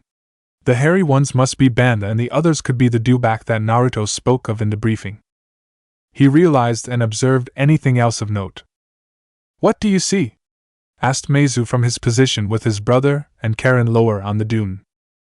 "Only a few of them appear to have ranged weapons, most just have the same style of club. But that isn't what troubles me," admitted Kabuto as he studied their current heading and where they had come from. "And what's that?" answered Karen as she curiously moved a little closer to the top but stayed below the crest. "They seem to be heading in the same direction that we are," explained Kabuto with a sigh at the implications of what that meant. There was nothing of note to see in Mos Eisley as the trio led by Naruto headed on foot for Jabba's palace. The only stop that they made was to ask questions and find someone that knew the location of the palace. Not many people knew exactly where it was, but they had found a Gran that knew the way and Naruto had ripped that information from his mind.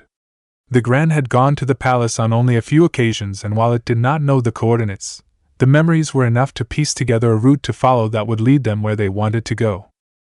Few if any people normally went to Jabba's palace.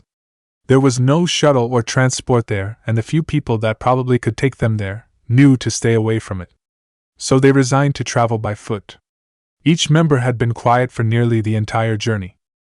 Jugo hadn't said anything since their discussion on the slaves while riding the skiff transport. What unnerved Naruto was the fact that -47 Hong Kong dollars had been giving them glances and had said nothing since leaving the Vulture. The droid was not usually so reserved, and he could only guess at what was going through its processor. Taking out his communicator, Naruto attempted to reach Plagueyes once again, but the mute-turned Mustafarian was not answering again. "Kabuto should be sending me an update soon. It shouldn't take that long to reach the cave on skiff," he calculated and decided to proceed. In a few hours they would be reaching Jabba's palace, and he needed to mull over exactly how to address the crime lords so as to get a good price on their weapons and how to set up a deal so they wouldn't get double-crossed. Putting her flute to her mouth, Tayuya began to play in the comfort of her shared room with Karen. The music began slow and sped up a little as she continued with the soothing melody. Closing her eyes, she lost herself to the tune and kept playing. Right before concluding the piece, the sharp pain made itself known at her shoulder. Gritting her teeth, the sudden pain caused her to miss a note, and she put down the flute as he rubbed the sore area on her shoulder blade, near her neck. It started as a dull pain that had been bothering her for the past month or so, but now occasional sharp pains would come and go. The area experiencing the pain had also increased in size and was no longer as localized. It's spreading and getting worse. She knew exactly what the cause was but chose to ignore it as there was little anyone could do, and her stubbornness kept her from asking for help. It hurt worse after periods of moderate chakra usage and was less frequent during their time spent aboard the ship in transit, but that didn't mean that she put it out of her mind. The thought of what the pain meant was constantly in the back of her mind. Soon it would become unbearable, but she didn't want to think about it at that moment and decided to go and take a shower. Leaving her room, she walked by one of the other rooms and noticed Suigetsu packing a small travel bag along with one of their large empty sealing scrolls. The former Kiri ninja also seemed to be making some type of rudimentary harness in order to carry his cumbersome sword. "And where do you think you're going? Not that I care if you evaporate out there," Tayuya commented at the entrance to the open doorway that was Suigetsu's and Jugo's room. Suigetsu looked up and smiled. "I'm going hunting as soon as night comes. I won't have to worry about the suns after sunset, and I need to get out and try my new sword," he explained as he patted the large blade that lay on his bed. Deciding it wasn't any of her business, Tayuya continued to the shower. Sitting in a small restaurant, Plagueyes looked over the data pad and the information it was showing him. The information was telling him something that should be impossible, and it didn't help that Force was not offering any insight. Everything seemed clouded, but the more rational side of his mind soon took over and he stopped jumping to conclusions without any evidence. The data showed that his experiment had a son shortly after coming to the planet. Shmi was owned for a time by Gargula the Hutt, whose compound was the location of the slave station and records. After being lost by the Hutt in a wager to a junkyard dealer named Gado, The woman had moved to a new home in one of the many slave areas of the city. However, during her time as a servant for the hut, she became pregnant, but there was no father listed. This wasn't unheard of, as some men of status didn't want to be associated with an illegitimate child of a slave, and it was equally likely that the records were incomplete or had not been updated with that information. There was no need for him to come to the conclusion that his experiment had somehow worked after the better part of a decade since its inception, no matter how much he wanted it to be true. The odds were so far beyond astronomical by that point that it was ridiculous to even consider it. Calming himself and pushing such thoughts aside again, he looked to the boy's file and began going over it and looking for anything that stood out about the 6-year-old. He was immediately surprised to find that he recognized the picture shown in the file. It was a year or two out of date, but the boy shown was the same one that ran into him an hour or more previously. Despite all his wisdom and knowledge, he couldn't keep his stolen body's heart from beating faster than it should at the faint possibility. He had to find out, even if it meant finding nothing more than a normal child and facing another failure in his long line of failed experiments concerning that subset of midichlorian manipulation. Finishing his meal, he decided to take the droid back to the ship and then strike out on his own again as he went to the address shown in the stolen files. He would gather information from afar and would have to wait until night before doing anything significant. As he stood from his seat and walked out of the shop, a pair of slit yellow eyes were watching from a nearby alley. Slithering across the ground and entering the sand once more, the creature continued its pursuit of the target. After evading more sand people, the eastern dunes sea leveled out, and the large dunes had all but disappeared. Despite a short distance between them and their ultimate goal, the slowing down and evasions had cost them quite a bit of time in their journey, and the planet cycle was reaching the afternoon by the time they finally neared the coordinates that -47 Hong Kong dollars had given. Stopping the ship once again, Kabuto hid it as best as he could behind one of the only rock outcroppings in the relatively flat sand sea of sand. "There's definitely a cave," announced Gozu, and his brother added, "and it's quite occupied." Grabbing his own pair of electrobinoculars, Kabuto found the cave on the horizon and increased the magnification on the device. The cave was very large and right in the middle of the flat sea of sand.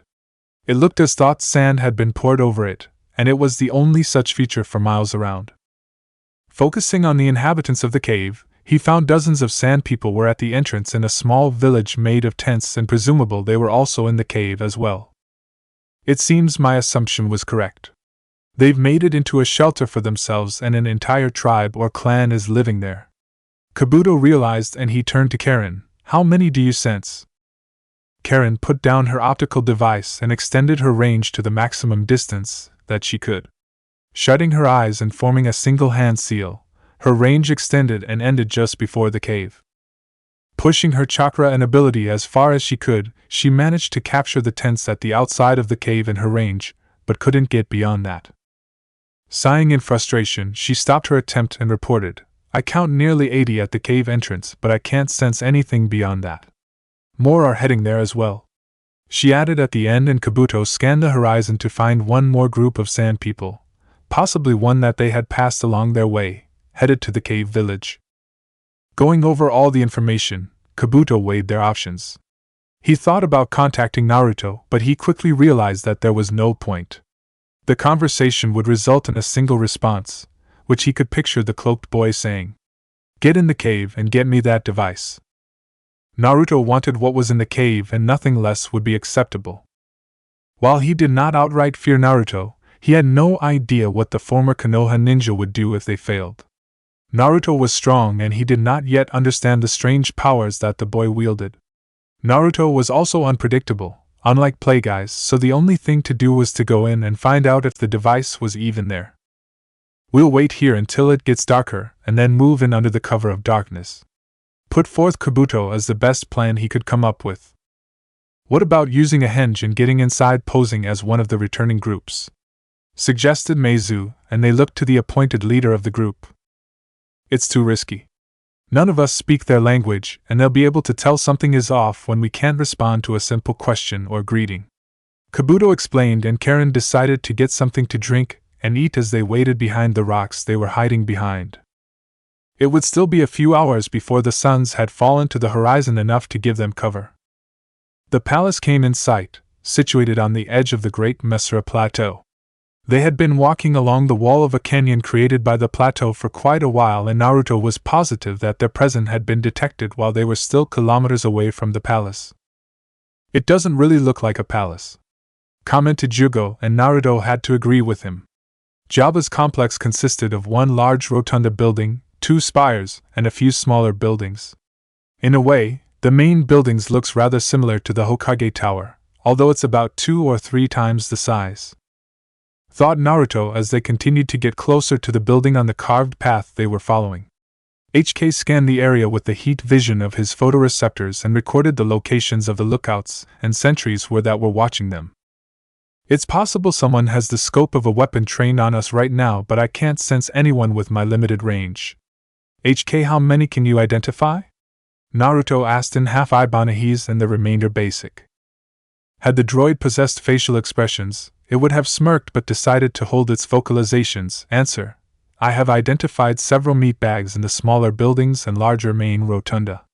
None seem very concerned with our group, which is certainly a mistake on their part. The droid answered, and the 3 continued to the arched stone bridge that would take them across the remainder of the canyon and to a steady incline that led to the palace above. With the huge Durasteel dark portcullis in view, Naruto looked for any monitoring systems or some method to announce their presence. "I don't suppose we just knock," he wondered, but as they drew closer, it seemed more and more likely to be the case. Finally, they stood in front of the large and heavy door, while the only sound in the area was the wind blowing against and around the large building. Reaching forward, Naruto knocked several times on the door. Immediately a small round plate flipped open and a large photoreceptor protruded out the opening. The eye looked at all 3 and stated a sentence that was completely incomprehensible to the pair of humans. Confused by the unfamiliar language, by the time Naruto looked to HK for a translation, the eye had already been pulled back into the opening and the plate quickly shut behind it. The trio stared at the door for a second before turning to HK once again and expecting an explanation, to which the droid quickly complied. Translation: its response was quite derogatory and rather amusing. "It seemed to think you were a Jawa," the droid said to Naruto. The thin Durasteel plate gave way to Naruto's Raikiri, and his hand reached in to grab the droid's only photoreceptor. Yanking it back out of the door frame, an angry Naruto proceeded to convince the droid why it should open for them.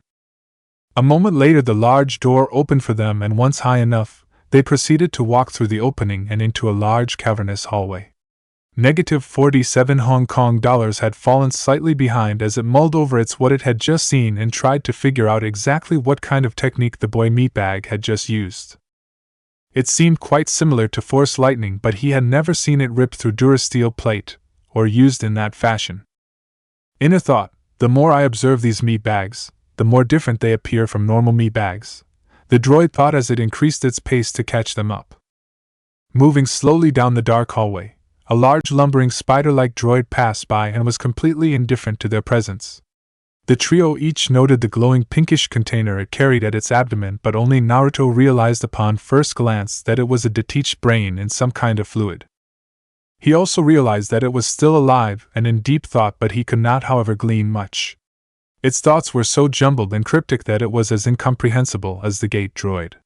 Once the walking distraction had passed, they noted several guards at the edges of the hallway, hidden in alcoves or just watching them. The group slowed down as 2 guards came forward to bar their way with large axes. As they came closer and more into what little light the center line of the hallway had, Naruto and Jugo were finally able to see more of their visage, which was that of a green-skinned pig-like humanoid. The 2 grunted and winked to make them stop while crossing their weapons together with an audible clang. The 2 humans looked over the 2 guards, who Naruto believed to be Gamorreans, while they presumably waited for someone else to arrive or for either party to make a hostile move. A few moments later, another humanoid emerged from a nearby staircase. He had dark clothing, and the only exposed skin was his neck, head, and what appeared to be a long tentacle that wrapped around his neck.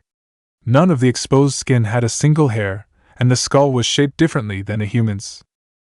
With small red eyes and pointed teeth, the man crossed the distance in a short amount of time as he took long strides. "Maybe it's a Leku?" Naruto thought as he contemplated the tail-like feature emanating from the man's head.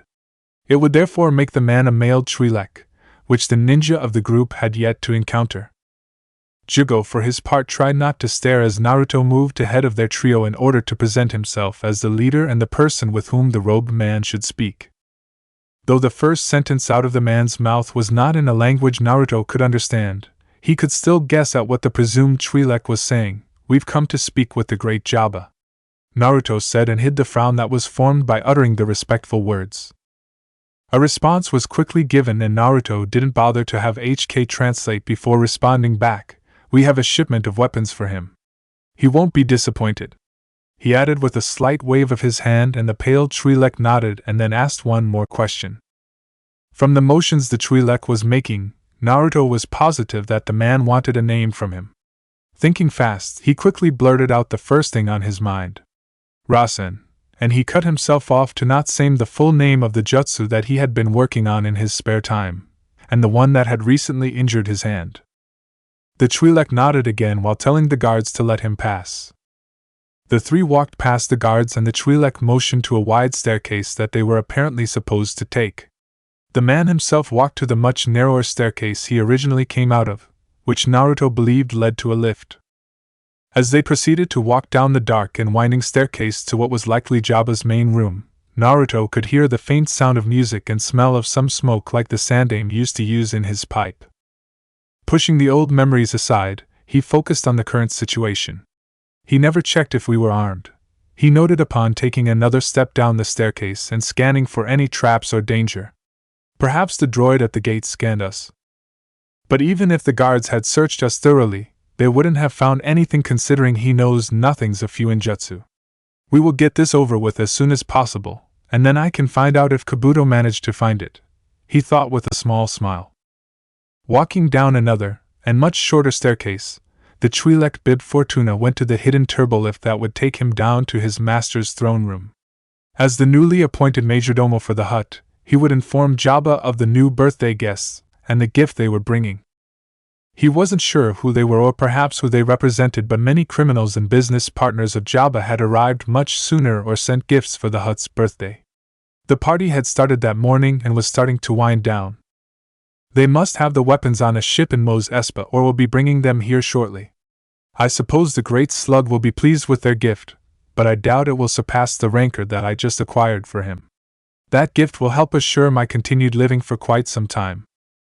Jabba's already fed at least 2 people to it, and if the weapons aren't of a high enough quality, he'll add them to the menu as well, he believed, and smirked derisively as he reached the bottom of the shaft. Realizing that he was staring, Plagueyes started walking again and continued moving down the street, away from the hovel that he had been looking at intently for an unknown amount of time. He had found the home of the Skywalker slaves and would have to come back under the cover of darkness. Looking back over the area, he took note of anything he could in order to mark the area in his mind and make it easier to return later. The slave homes along the roadways of Mos Espa all looked alike. They were the same style, size, and shape, so he needed to look for the differences in order to memorize which one he wanted. A part of him wanted to go back and break into the house to begin his search for answers, but he knew it was a little risky and would therefore have to wait. He hadn't spent most of the day trying to find his experiment, only to get caught breaking into her home. Waiting an hour or 2 longer won't hurt me, but I do find my patience waning and curiosity, as well as eagerness, winning out over common sense, he admitted, and began thinking again if there was even the remote possibility that his experiment could have worked. The thought simple would not vacate his mind. The boy is 5 and I've been dead for 15 years. It just doesn't seem possible, and yet why do I feel that it could have still worked? He wondered and decided not to go back to the ship and instead just wander through the city while letting his mind contemplate the situation. It was a long staircase, and the farther they went down, the louder the music got. The smell of smoke only increased, and voices could finally be made out by the time they reached the last bend in the winding stairs and their final destination. The stairs opened to a dimly lit room that reminded Naruto of something akin to a basement. The three looked to the nearby hut that sat on a rectangular slab or rock that made him the most prominent figure in the room. The two humans stared for quite a few seconds, as the hut was indeed a species that they had trouble processing and trying to figure out anything that they had seen previously that even looked remotely similar. The hut's attention was completely focused on the two dancing Twi'lek in the middle of the room on a sunken floor slightly lower than the surroundings. Most of the room was gathered around that area to watch, or mingling on the outskirts, or at the few tables in the room. A live band played in the corner, and several droids roamed the room serving drinks. There were a good number of different species, and a large number of people in general for such a space. In the darkness, and with all of the people moving around or dancing to the music, it was unbelievably difficult to count how many people were crammed into the room. The three were ushered into the room by the movements of the guests. After moving just a few steps away from the staircase, they eventually found a place to stand next to a few columns on the opposite side of the room from where the hut lounged. "Do you think it's always this lively?" Jugo questioned, while few well-armed people bumped into him as they moved closer to the gathering around the dancers. Naruto contemplated the question and wasn't sure how to answer. The scene before them was not what he had pictured in his mind when he planned how he would approach the hut and haggle a price for the weapons. Looking around the room like his two meatbag companions were doing, the droid -47 Hong Kong dollars wondered how fast the situation would deteriorate to violence once the hut learned that they would not be giving a promised gift. Inner thought, many meatbags will be killed in the chaos that ensues. The droid celebrated and knew he just needed to wait for the inevitable to happen. Though not able to hurt his new owners, that didn't mean he had to keep them safe. He had held his voice synthesizer when he learned of what the Twi'lek was saying and how the small blonde meatbag did not understand, nor cared to understand what was really going on. They, however, were proving to be more interesting than he originally anticipating, at least for meatbags. Few, if any, eyes were watching the dark sands of the surface as Kabuto swiftly moved underneath, and the demon brothers moved through the air voids of the sand particles in their smoke form. Their target was supposedly housed inside of the cave, but they needed to get past quite a few obstacles to get there. HK-47's information about the location of the cave had been accurate, and they moved to find if the map that Naruto sought was still inside. Sitting back at the skiff, Karen prepared the ship for a quick getaway and then focused on sensing within her range. Should a problem occur, she would have to get to Kabuto and the brothers as fast as possible to make an escape.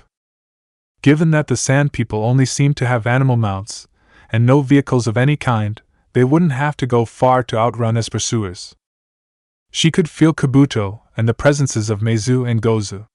Tracking the three, she soon found that they were on the fringes of her range, and she would not be able to help anymore until they had completed the mission inside the cave or sent her a message via comlink. As they neared the cave, Kabuto came very close to the surface and his snake appendage moved out of the sand just enough to expose its head. Tasting the air with its tongue, the snake eyed the surrounding encampment and judged the distance needed to continue to a safer place before completely surfacing. The air was thick with the smells of Sand People and their herds, while many Sand People were still moving around the camp and busy with settling in. "I still can't determine how many are in the cave. We should probably surface in a more secluded area, if we can find one, and then try to blend in as we move to cave," thought Kabuto as he moved to a calmer area of the camp. Feeling the vibrations through the sand, he quickly located the best place to surface with the demon brothers following. The sand bulged as Kabuto's form came up from the depths with the use of an earth jutsu. The area he had chosen was surrounded by tents, most of which were empty and offered good cover so they could remain hidden from the rest of the camp before trying to blend in. They weren't far from the cave and could seemingly make it there without much trouble. While smoke rose from the sand and formed into the demon brothers, Kabuto chose the best disguise he could and formed a henge. Once the smoke had dispersed, the form of a sand person stood and examined himself. Completely formed, Gizo and Meizu did the same, except they didn't have to form a henge and instead just used their smoke to change their appearance. Looking each other over and inspecting the clothing and coverings to make sure they were as authentic as possible, the three proceeded to leave their cover and enter the camp. In a single file line they headed toward the opening of the cave. Watching two Gamorreans arm wrestle, aboard, Naruto looked to his chronograph to figure out how much time he had wasted. He had already scouted the room and identified the threats, of which there were many. The majority of the beings in the room were either mercenaries, bounty hunters, various sorts of criminals, or perhaps just personal guards of the hut. It was difficult to tell one thug from another sometimes. They had been offered numerous drinks and food that neither human would even think about touching. He was annoyed and getting more impatient by the minute. The party didn't seem to be stopping or even slowing down. In fact, many were taking copious amounts of drugs or even stimulants in order to keep going longer. The only part that didn't annoy him was the fact that the hut also seemed to be growing restless as well. Jabba was apparently bored with the current dancers and yanking on the chains that bound them to the dais he was sitting on. Watching the hut with renewed interest as he renewed his search for an opening in which he could speak with the giant slug. Did he just step forward and approach the hut, or was there some type of protocol that had to be followed? While thinking on the matter, he noticed the Twi'lek they encountered earlier had moved to Jabba's side and spoke to the hut while looking in their direction. At first he thought it was finally time for his audience with the hut and to negotiate, but he felt something else entirely with the Force. Something's wrong, he realized, and felt he should turn towards the stairway and leave as soon as possible. Gado seemed to notice something too and stopped, leaning against the wall nearby. The hut's eyes widened slightly as the Twi'lek spoke to the side of his head, and presumably through some kind of ear. The hut and Twi'lek then looked to Naruto's direction, and his feeling of unease only intensified. The hut began talking directly to him, and the majority of the partying in the room stopped as all eyes turned to the host. There was no translator droid present during the speech, so Naruto turned to -47 Hong Kong dollars to see what the hut was saying. Translation: The hut is demanding that you present your gift to him. Naruto did a double take on the droid and questioned in a hushed voice, "Gift? What gift?"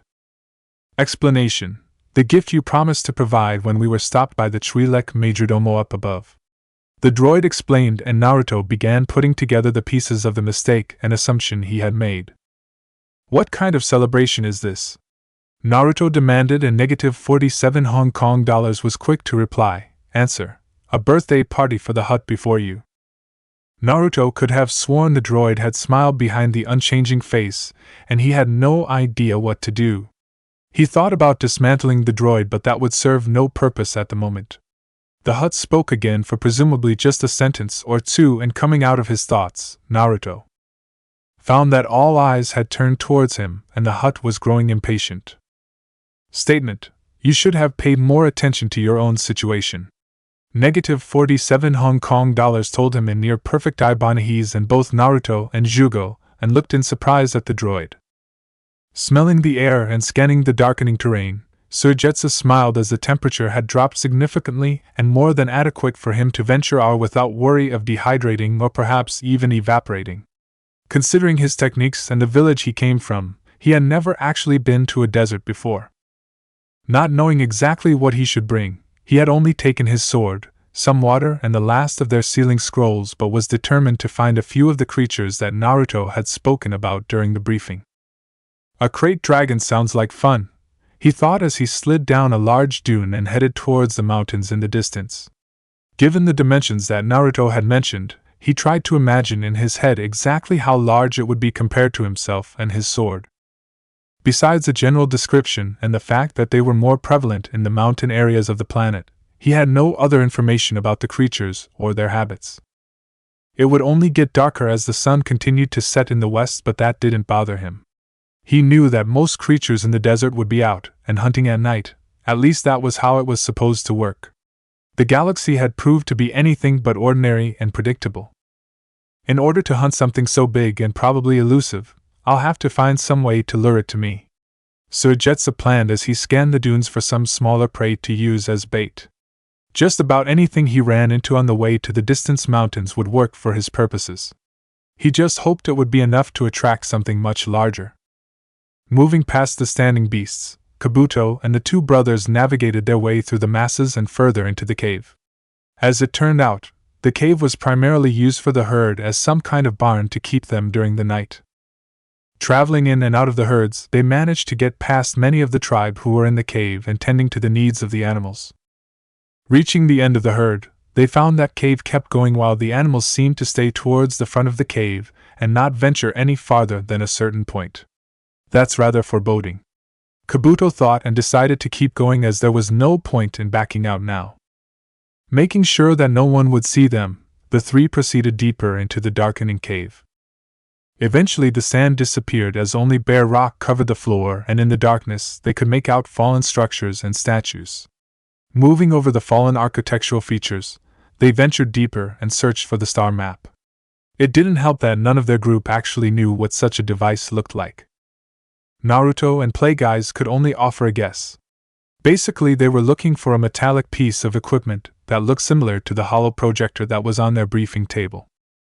As the cave grew darker, Kabuto frowned at their lack of success. It had gotten too dark to distinguish rock from metal, and he dare not use a glow rod as it may alert the sand people at the mouth of the cave to their intrusion. Touching every rock and surface that they could in the dark proved to be extremely annoying. As the three groped in the dark, Meizu eventually came to a shadowy outline of something that looked rather different from everything else he had encountered up to that point.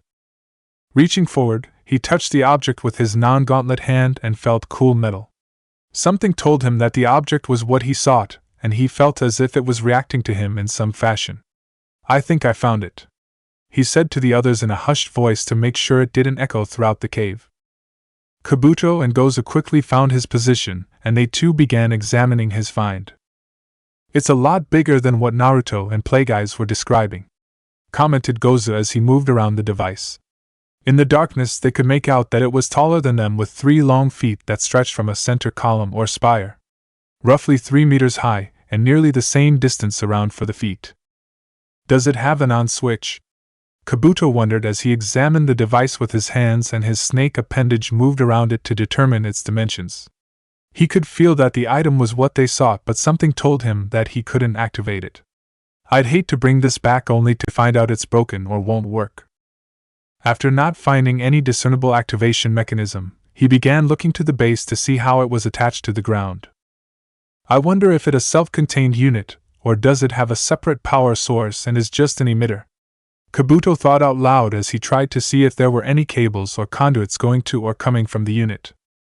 Meizu and Gozu looked at each and then proceeded to step forward and grab the feet, forcing their fingers into the rock beneath to get a firm grip and then pulling the entire device up off the ground.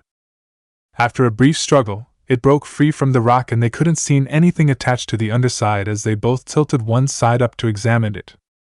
"Self-contained, how wonderful," commented Kabuto with some unease. The brothers' actions could have easily destroyed something had it been connected to anything.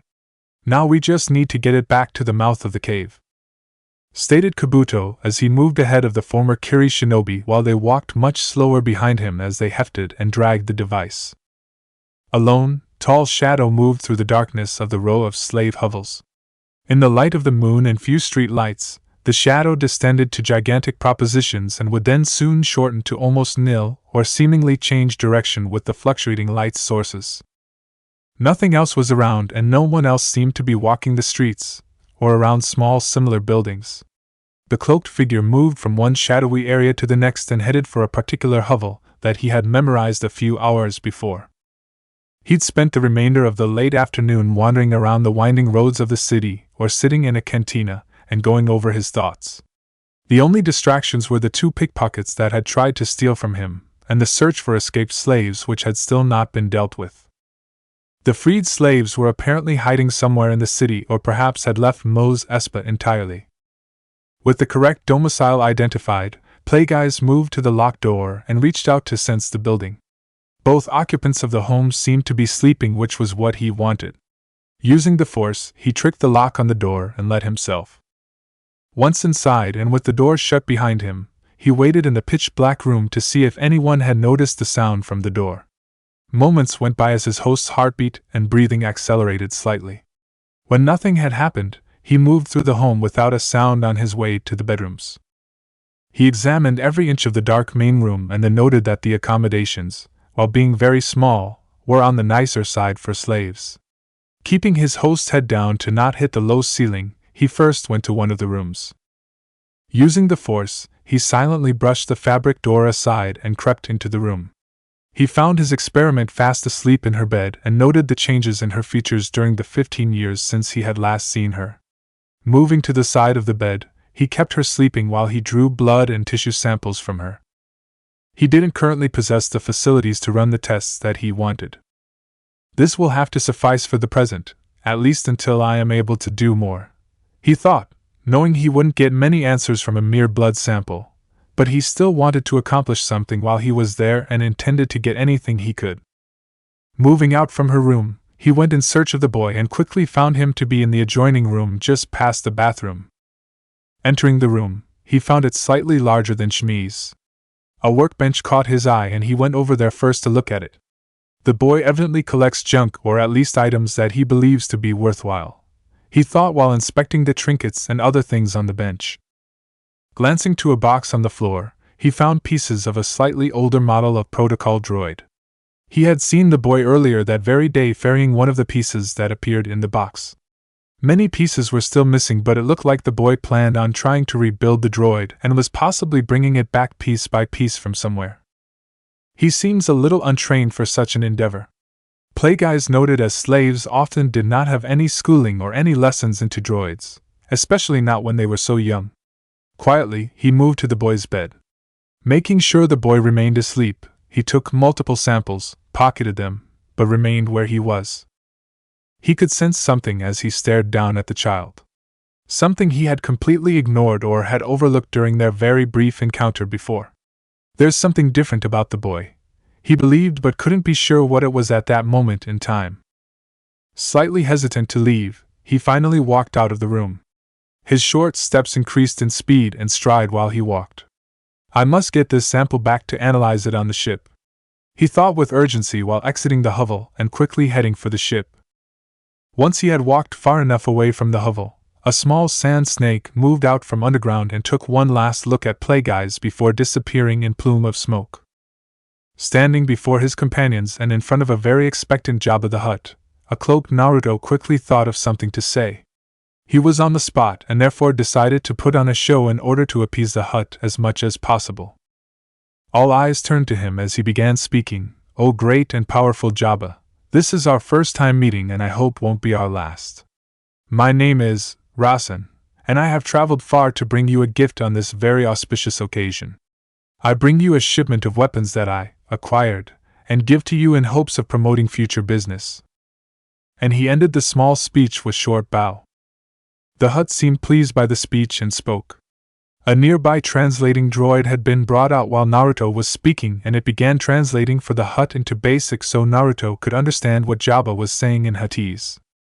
"The great Jabba wishes to know of what sort of business you are currently involved in, and wish to become involved in within his organization," the droid said in a mechanical voice. "Everything," was Naruto's only response, as he wasn't about to give the Hutt any more information about himself or their group as was necessary. The Hutt let out a loud, deep laugh and several members of the room followed suit as if they were obliged to. The Hutt soon began speaking to him again, and he glanced to the droid for the translation. "The great Jabba wants to know where this shipment is, as it obviously isn't here before him," said the droid in monotone, and obviously not conveying the dangerous intent that the words were meant to have. Naruto chose his words carefully, and disregarding the bad taste that flattery and respect put in his mouth, he began, "I have the shipment close by at a hangar in Mos Espa for safekeeping. One can never be too careful, and I wanted this gift to be presented to you without any incident. If I could back up the surface and contact my ship, as I can't seem to get a signal from here." He left the inquiry hanging and waited for the response that he wanted. The Hutt seemed appeased with the answer, and the droid quickly translated his speech.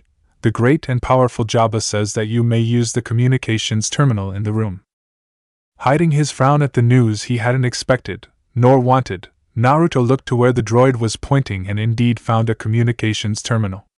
Looking back to the Hutt and nodding, he moved through the guests and to the terminal, while the party guests began resuming conversation and music. He looked completely calm and composed on the outside but was seething inside. He wanted to get to the surface, not only to contact the ship, but to give him a moment to create some clones in order to switch with. He had no intention of giving over their weapons and wanted to make a quick getaway as soon as the ship arrived. Unfortunately, there were people in every corner and crevice of the room. It wasn't wall-to-wall people, but there were enough people that he couldn't create a clone anywhere in the room without it being noticed, or making a commotion. He could have gotten away earlier, but too many eyes were now on him, despite the party returning to normal. Cursing in his head as he found the frequency for their ship and began transmitting a message, he waited for a reply. Several eyes watched him as he waited for someone on board the ship to answer his call. Seconds went by as no one answered, and he was getting more concerned while the ones watching him were getting more inclined to believe he was lying. Getting desperate, he began thinking of an alternative plan. As he tensed for action and told Jugo to be prepared, the screen he stood in front of changed and indicated that his call was accepted. He let out a breath that he had been holding and expected to see Play Guys. However, someone else answers his call. "The fuck do you want? I'm trying to sleep here," answered an annoyed and very tired-looking Taiya in Ibanez. Naruto stared at the screen for a second and then remembered why he had tried to reach the ship. "I need to tell Master Play Guys that things aren't going well and we need retrieval," Naruto answered back in Ibanez in order to keep anyone else from overhearing his conversation. "Are you at some type of party?" she asked while ignoring his question. Getting angry, Naruto reinforced his previous statement, "Get Play Guys." Taiya's look became annoyed, but she responded calmly to his dangerous tone, "You'd have better luck contacting him yourself." "He's not on the ship?" Naruto questioned, as it seemed a great deal of time had passed since their arrival, and he estimated it to be nearly nighttime on Tatooine. What reason would his master have to leave the ship during the night? "He left hours ago without a word, and Sujetsu left within the last hour. It's just me and the droid," she replied, and then asked with some hesitation, "Is there anything that I can do?" "No," came Naruto's terse reply, and he ignored the glare that the redhead gave him. "I don't even want to know why Sujetsu is gone, it's only her and D4. He put together and had an idea. The droid, put the droid on," he demanded, and Taiya called for the droid, who soon came into view and beeped several times in greeting. "D4, I need you to interface with the ship's computer, take over the autopilot, and bring the ship to where I am," he began quickly and was interrupted by a question from the redhead, "Where are you right now?" Naruto's sentence and thoughts stopped in their tracks as he realized something.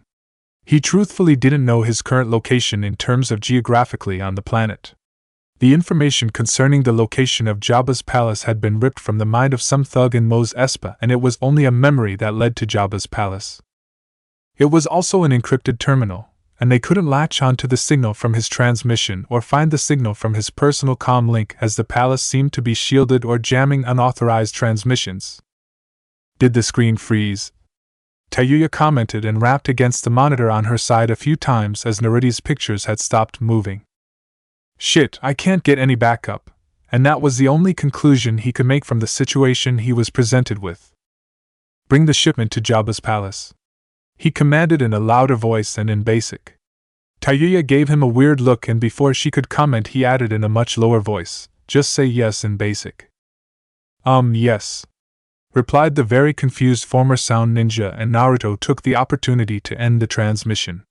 He didn't mean to cut Taiya off or not explain himself, but he had already wasted a great deal of time for what should have been a very short conversation. Turning to the watching Majordomo Twi'lek, he nodded with a fake smile to the man, which conveyed an unspoken statement about the weapons being on their way. "I have 5 to 10 minutes at the most before they realize the ruse and everything begins going to hell," he realized, and looked to Jugo, who had been hoping for some reassuring news, but he had none to give. "That bastard hung up on me," raged Taiya, and she looked the droid, who backed away from her a few feet in order to stay out of her way. A moment later, the landing ramp lowered and she was on her feet, blaster in one hand and kunai in the other, as she prepared for an intruder. She, however, blinked in surprise as Play Guys quickly moved aboard the ship and completely ignored her presence while moving to the medical bay. Remembering the conversation with Naruto, she tried to catch his attention, but the door soon shut behind him. Going up to the closed door, she expected it to open, but it would not. Trying the panel, she found it was apparently not responding and would not open. Pounding on the door with the ring end of her kunai, she tried to get the Mustafarian's attention, but he neither seemed to rouse him from the room. After trying to raise him on the ship's internal communications system, which D4 tried to convey to her was disabled by someone inside the room, indecision took over as she gave up trying any other means. If the Sith Lord didn't want to be disturbed and went to such great lengths, then fuck him. She thought and sat down in her seat at their circle table. Despite trying to put the thoughts out of her head, a fair amount of guilt still remained. Naruto had needed help and there was nothing she could do. Plagueyes was completely shut in, and there was no one else that could pilot the ship or locate Naruto. She hated feeling helpless. He looked desperate too. She thought, and that thought made her wonder, what would he do when he was desperate? Nearing the mouth of cave, the trio stopped and Kabuto scouted ahead, while the demon brothers rested. Fuck, this thing is heavy, thought Meizu as he and Gozu were out of breath, and lay against some nearby rocks. Their enhanced strength was being taxed to the limit. The star map was not made to be lifted by people, it was as cumbersome to handle as it was heavy to drag. The task got easier as soon as the floor was covered with sand again, but that did not mean it still didn't leave them drained. Close to the entrance, Kabuto found that many more sand people were inside the cave than when they originally came in, and even more still were slowly filing in. Do they come inside during the night? He wondered, but it didn't make sense as there would have been no reason to make camp just outside the entrance. Deciding on the best way to make their escape, Kabuto determined that a wide area genjutsu should work best. Focusing his chakra, he began making seals for his Temple of Nirvana technique, which would put the nearby sand people to sleep and allow them to make a getaway. Finishing the hand seals, he pushed out his chakra and cast the genjutsu. It didn't work. The sand people were all still moving and completely unaffected. They should have been dropping into a deep sleep. I don't understand. Can they be immune to genjutsu? He wondered. After some internal debate, he decided to make a call to someone that might know. Taking out his comm link, he was reasonably sure that being near the mouth of the cave, that he could reach their ship. Sending a signal to the vulture, and after waiting a brief period, he received in response. Would you people stop bugging me, and do you have any idea what fucking time it is? Came Tayuya's annoyed voice from the small device, and Kabuto smiled while replying, on which planet? Smartass. I should hang up. Started Tayuya before Kabuto intervened in a placating manner. So sorry, but I seem to be experiencing a problem here. He explained, and Tayuya fired back. I've heard most guys have that problem once in a while. Just start thinking of Orochimaru and that should do it. Kabuto's eye twitched and slight blush developed while he ignored the stifled laughter from the resting demon brothers. No, that is not the problem that I'm having. Kabuto began but was cut off. Do you even have one of those anymore, now that you're all snakish? I won't dignify that with a response. Kabuto repeated in his head several times. It appears that I am having trouble casting a genjutsu on the people we are trying to not get caught by. Explained Kabuto, and he heard her mutter, you can cast genjutsu. And smiled slightly as the redhead knew very little about him as a result of all his time spent as a spy for Orochimaru in Konoha and elsewhere. Yes, I can. However, I cannot seem to cast my genjutsu successfully over these desert people. Well, duh. Came Tayuya's swift and eloquent response. I don't follow. Admitted Kabuto, and he waited for her response. They don't have chakra systems, dumbass. You can't cast a genjutsu over them in that way. She informed him, and he was about to ask how she had been able to use genjutsu when he remembered her flute. Tayuya's method of casting a genjutsu was different than the norm. She used sound to affect the target, and then the brain and other senses, as opposed to the normal method of the caster's chakra affecting the target's chakra system, and affecting the brain and senses. Well, damn. Kabuto exclaimed out loud at the realization, and the line went dead as Tayuya severed the communication. I suppose that is the reason that Naruto was so set on bringing Tayuya into the group. She's one of the few genjutsu users that uses the medium of sound for casting. Did he really think that far ahead? Questioned and impressed Kabuto, and he began thinking of other methods to solve the dilemma that was literally in front of them. Commotion at the cave entrance brought him out of his thoughts as he tried to figure out what was going on. More people were entering the cave, and despite the darkness, he could tell that they were in a rush and could make out a few shouts and yelling. Something must be happening outside, he thought, and cursed as it seemed the entire tribe was going to be coming into the cave. Curious to know exactly what would scare them, he pulled out his comm link and contacted Karen. Kabuto? came Karen's disembodied voice, and Kabuto adjusted the volume even lower to prevent the growing number of sand people from possibly hearing the conversation. Everyone seems to be coming to cave. What's going on out there? Outside the cave, Karen grabbed her binoculars and viewed the encampment and described what she saw to Kabuto. Everyone's packing up and heading to the cave. They're scared of something. One of them is pointing near my direction, she noted and panned her view to the direction indicated. Confused at first, she zoomed out, and it wasn't until she was at one of the lowest zoom settings that she started to understand what it was that she was seeing. It was a wall of sand, kilometers long, and hundreds of meters high. It also seemed to be headed right for her, and fast. She put down the binoculars, as they weren't needed, and continued to stare dumbly at the daunting storm. The wind was just starting to pick up, blowing her red hair, and a low howl could just be heard by her ears. "Karen?" came Kabuto's hushed voice, and he said her name again louder, which seemed to break her hypnotic gaze, and she put the comm link closer to her mouth and said, Sandstorm. Which was all she was able to get out as she looked out again at the endless moving wall of sand. "Karen, listen to me. Get the skiff and straight for the cave." "But what about?"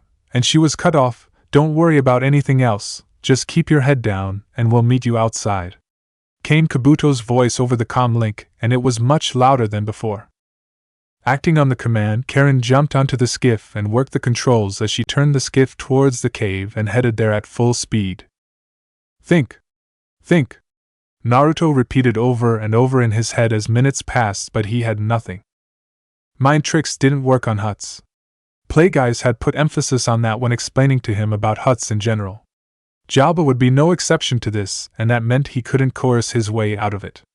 No clever plan that would make everything right and let them get away unscathed and without repercussions. The only viable option he had come up with was to spam a huge load of clones all over the room and try to escape in the chaos. Creating clones near the entrance was no problem, but it was too difficult for one of his clones to switch with Jugo or HK to get to the staircase as fast as possible. He just didn't possess the chakra control to accomplish something such as that. There was also the issue that his clones didn't react well to plasma bolts. They tended to go right through clones, and the distraction would offer no real protection. "I'm backed into a corner," he realized, and it was time to implement the only thing he had left. He had made a modification to HK and Seal's hiding weapons on his and Jugo's belts, all of which would surprise the mercenaries and guards around him, but he needed a distraction first. "What do I have to work with?" he thought while itemizing everything going on in the room in order to come up with something. He had Jugo and one psychotic droid on his side. They had hidden weapons but no opportunity to use them. A room full of guests that were either mercenaries, guards, bounty hunters, criminals, and trained or at least ruthless killers. Dancers, musicians, slaves, and others who were not armed and inconsequential. A male Twi'lek that he wanted to maim and possibly kill. And a large fat hut that he hated very much at that moment, and whose patience was growing thin and getting more annoyed and angry with each passing minute. Could I capitalize on that? He wondered and explored the possibility. While Hutt's minds were very resistant to mind tricks, he had no idea if they were completely immune to every subtlety of Force tricks or if he couldn't break through that resistance. The Hutt was already experiencing negative emotions, and he was curious if he could make those emotions boil, or at least amplify them enough that the Hutt would do something. When it came to making a distraction, everyone in the room paid attention to the Hutt more than anyone else. Nearly every eye would turn to see what was happening. Standing still and focusing with the Force, he sought out the Hutt's mind. Almost immediately he encountered difficulty, as Jabba's mind seemed completely blocked from his influence. Focusing on just emotions coming off the Hutt while ignoring everything else, Naruto closed his eyes and shut out every other concern and sense. He began feeling many different emotions that the Hutt was experiencing. Annoyance or frustration was at the forefront of these emotions. What exactly would he be so annoyed about? Wondered Naruto as he tried to guess what could be bothering the Hutt. Was it the party or the surrounding company? Not enough people or gifts? The fact that the Hutt was made to wait for the supposed weapons shipment. To be honest, he hadn't noticed all that many gifts being presented while they were there, had they missed that part of the party. I really don't know much about birthday parties, or how they work in this part of the galaxy. Deciding that the reason behind the emotions may never be determined in the time that he had, Naruto instead focused on just the feeling itself and sought to amplify it. Whatever the reason, if I can magnify it, he might explode given the slightest provocation. Naruto determined and focused solely on that task. After 15 seconds, he wasn't producing any results. Jabba still seemed the same, but he pressed on, determined to not give up without a result. Gritting his teeth, he employed every trick and technique he could think of to make it work. He even began trying to transfer his own frustrations at his lack of success to Jabba. After nearly a minute, he began feeling results. The Hutt's emotions began increasing. Keeping at it, he eventually opened his eyes and began to see his efforts taking their course. The Hutt began voicing some demands which Naruto could not decipher, but he could feel the anger starting to boil just under the surface. Two dancers that had been entertaining the Hutt and other party members throughout the night were quite tired by that point, and their dance had been slowing. The Hutt's ire soon changed to them, and he reached for the lengths of chains that bound them to the slab of stone that he lounged on. Taking the chains, the Hutt flicked the chain which jarred the collars on both Twi'lek girls' necks. It seemed that Jabba was demanding that they stop slacking. "What are you doing?" questioned Jugo in a hushed voice as he looked upon the unfolding scene, and Naruto smiled slightly as he continued watching his success. "Trying to make us a distraction. We can't keep whatever deal he thinks we've promised him, and need to leave immediately. Be ready to act and start picking targets, and when I give the signal, we'll head straight for the staircase." Naruto responded in a similarly hushed voice. "What about them?" asked Jugo as he moved his head in the direction of the two Twi'lek dancers. "Unfortunately, they will be in the wrong place at the wrong time, as will many others at this party," whispered Naruto in all seriousness, and while Jabba was creating a scene in the room, the trio slipped into the crowd and moved towards the staircase. He doubted they would make it all the way there without being stopped, but that would be when the blasters and weapons were unsealed. Determined to keep going and not look at what was unfolding, Naruto could still feel the scene playing out as a crowd gathered around the depression in the floor where the dancers were performing. The two slaves were getting pulled closer to an area of the floor which he had noted earlier. It seemed to be a different grating than what was used elsewhere on the floor, and after sensing the room and finding a very large animal in some kind of cage beneath them, it was obvious that it was a trap. The placement was right before Jabba's platform, and anyone there to speak to Jabba directly would likely be led to that particular spot. "They'll likely be pulled to the trapdoor and then fall into the pen beneath us," Naruto thought as he tried to ignore everything else except for the goal of escaping. Not everyone in the room was paying full attention to the Hutt, and he could feel several of Jabba's more capable men were moving for their position to prevent them from leaving. "Should I unseal my weapons or wait a little longer?" Naruto debated as he pushed past a few people. No one had stopped him yet, but if he began creating a scene, then the two slaves would be spared. However, it would be more difficult for them to get to the stairs and get up before someone started coming down. Everything else in the room seemed to fade away as his mind focused on the Hutt and two struggling slaves. They were probably almost on top of the trap. "I can't stop. Even attempting such a thing would put me in the middle of a room full of well-armed combatants," he argued with what little conscience that remained in him and plagued him at moments such as the present. His thoughts were interrupted as his trained senses noticed that something was off. Adjusting his senses to the entire room, he found that Jugo was no longer following behind him. Naruto immediately turned and went back while negative 47 Hong Kong dollars continued on.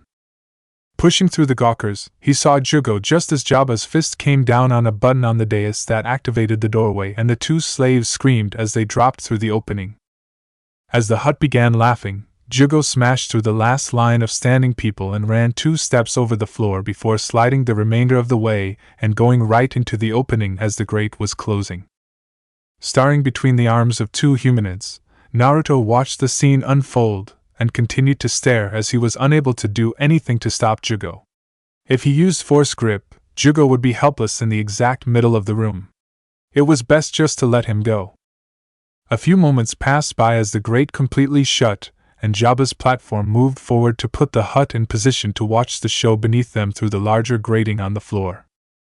The Hutt began speaking and laughing, but the words were lost on Naruto as he stood, somewhat dumbfounded at what he should be doing.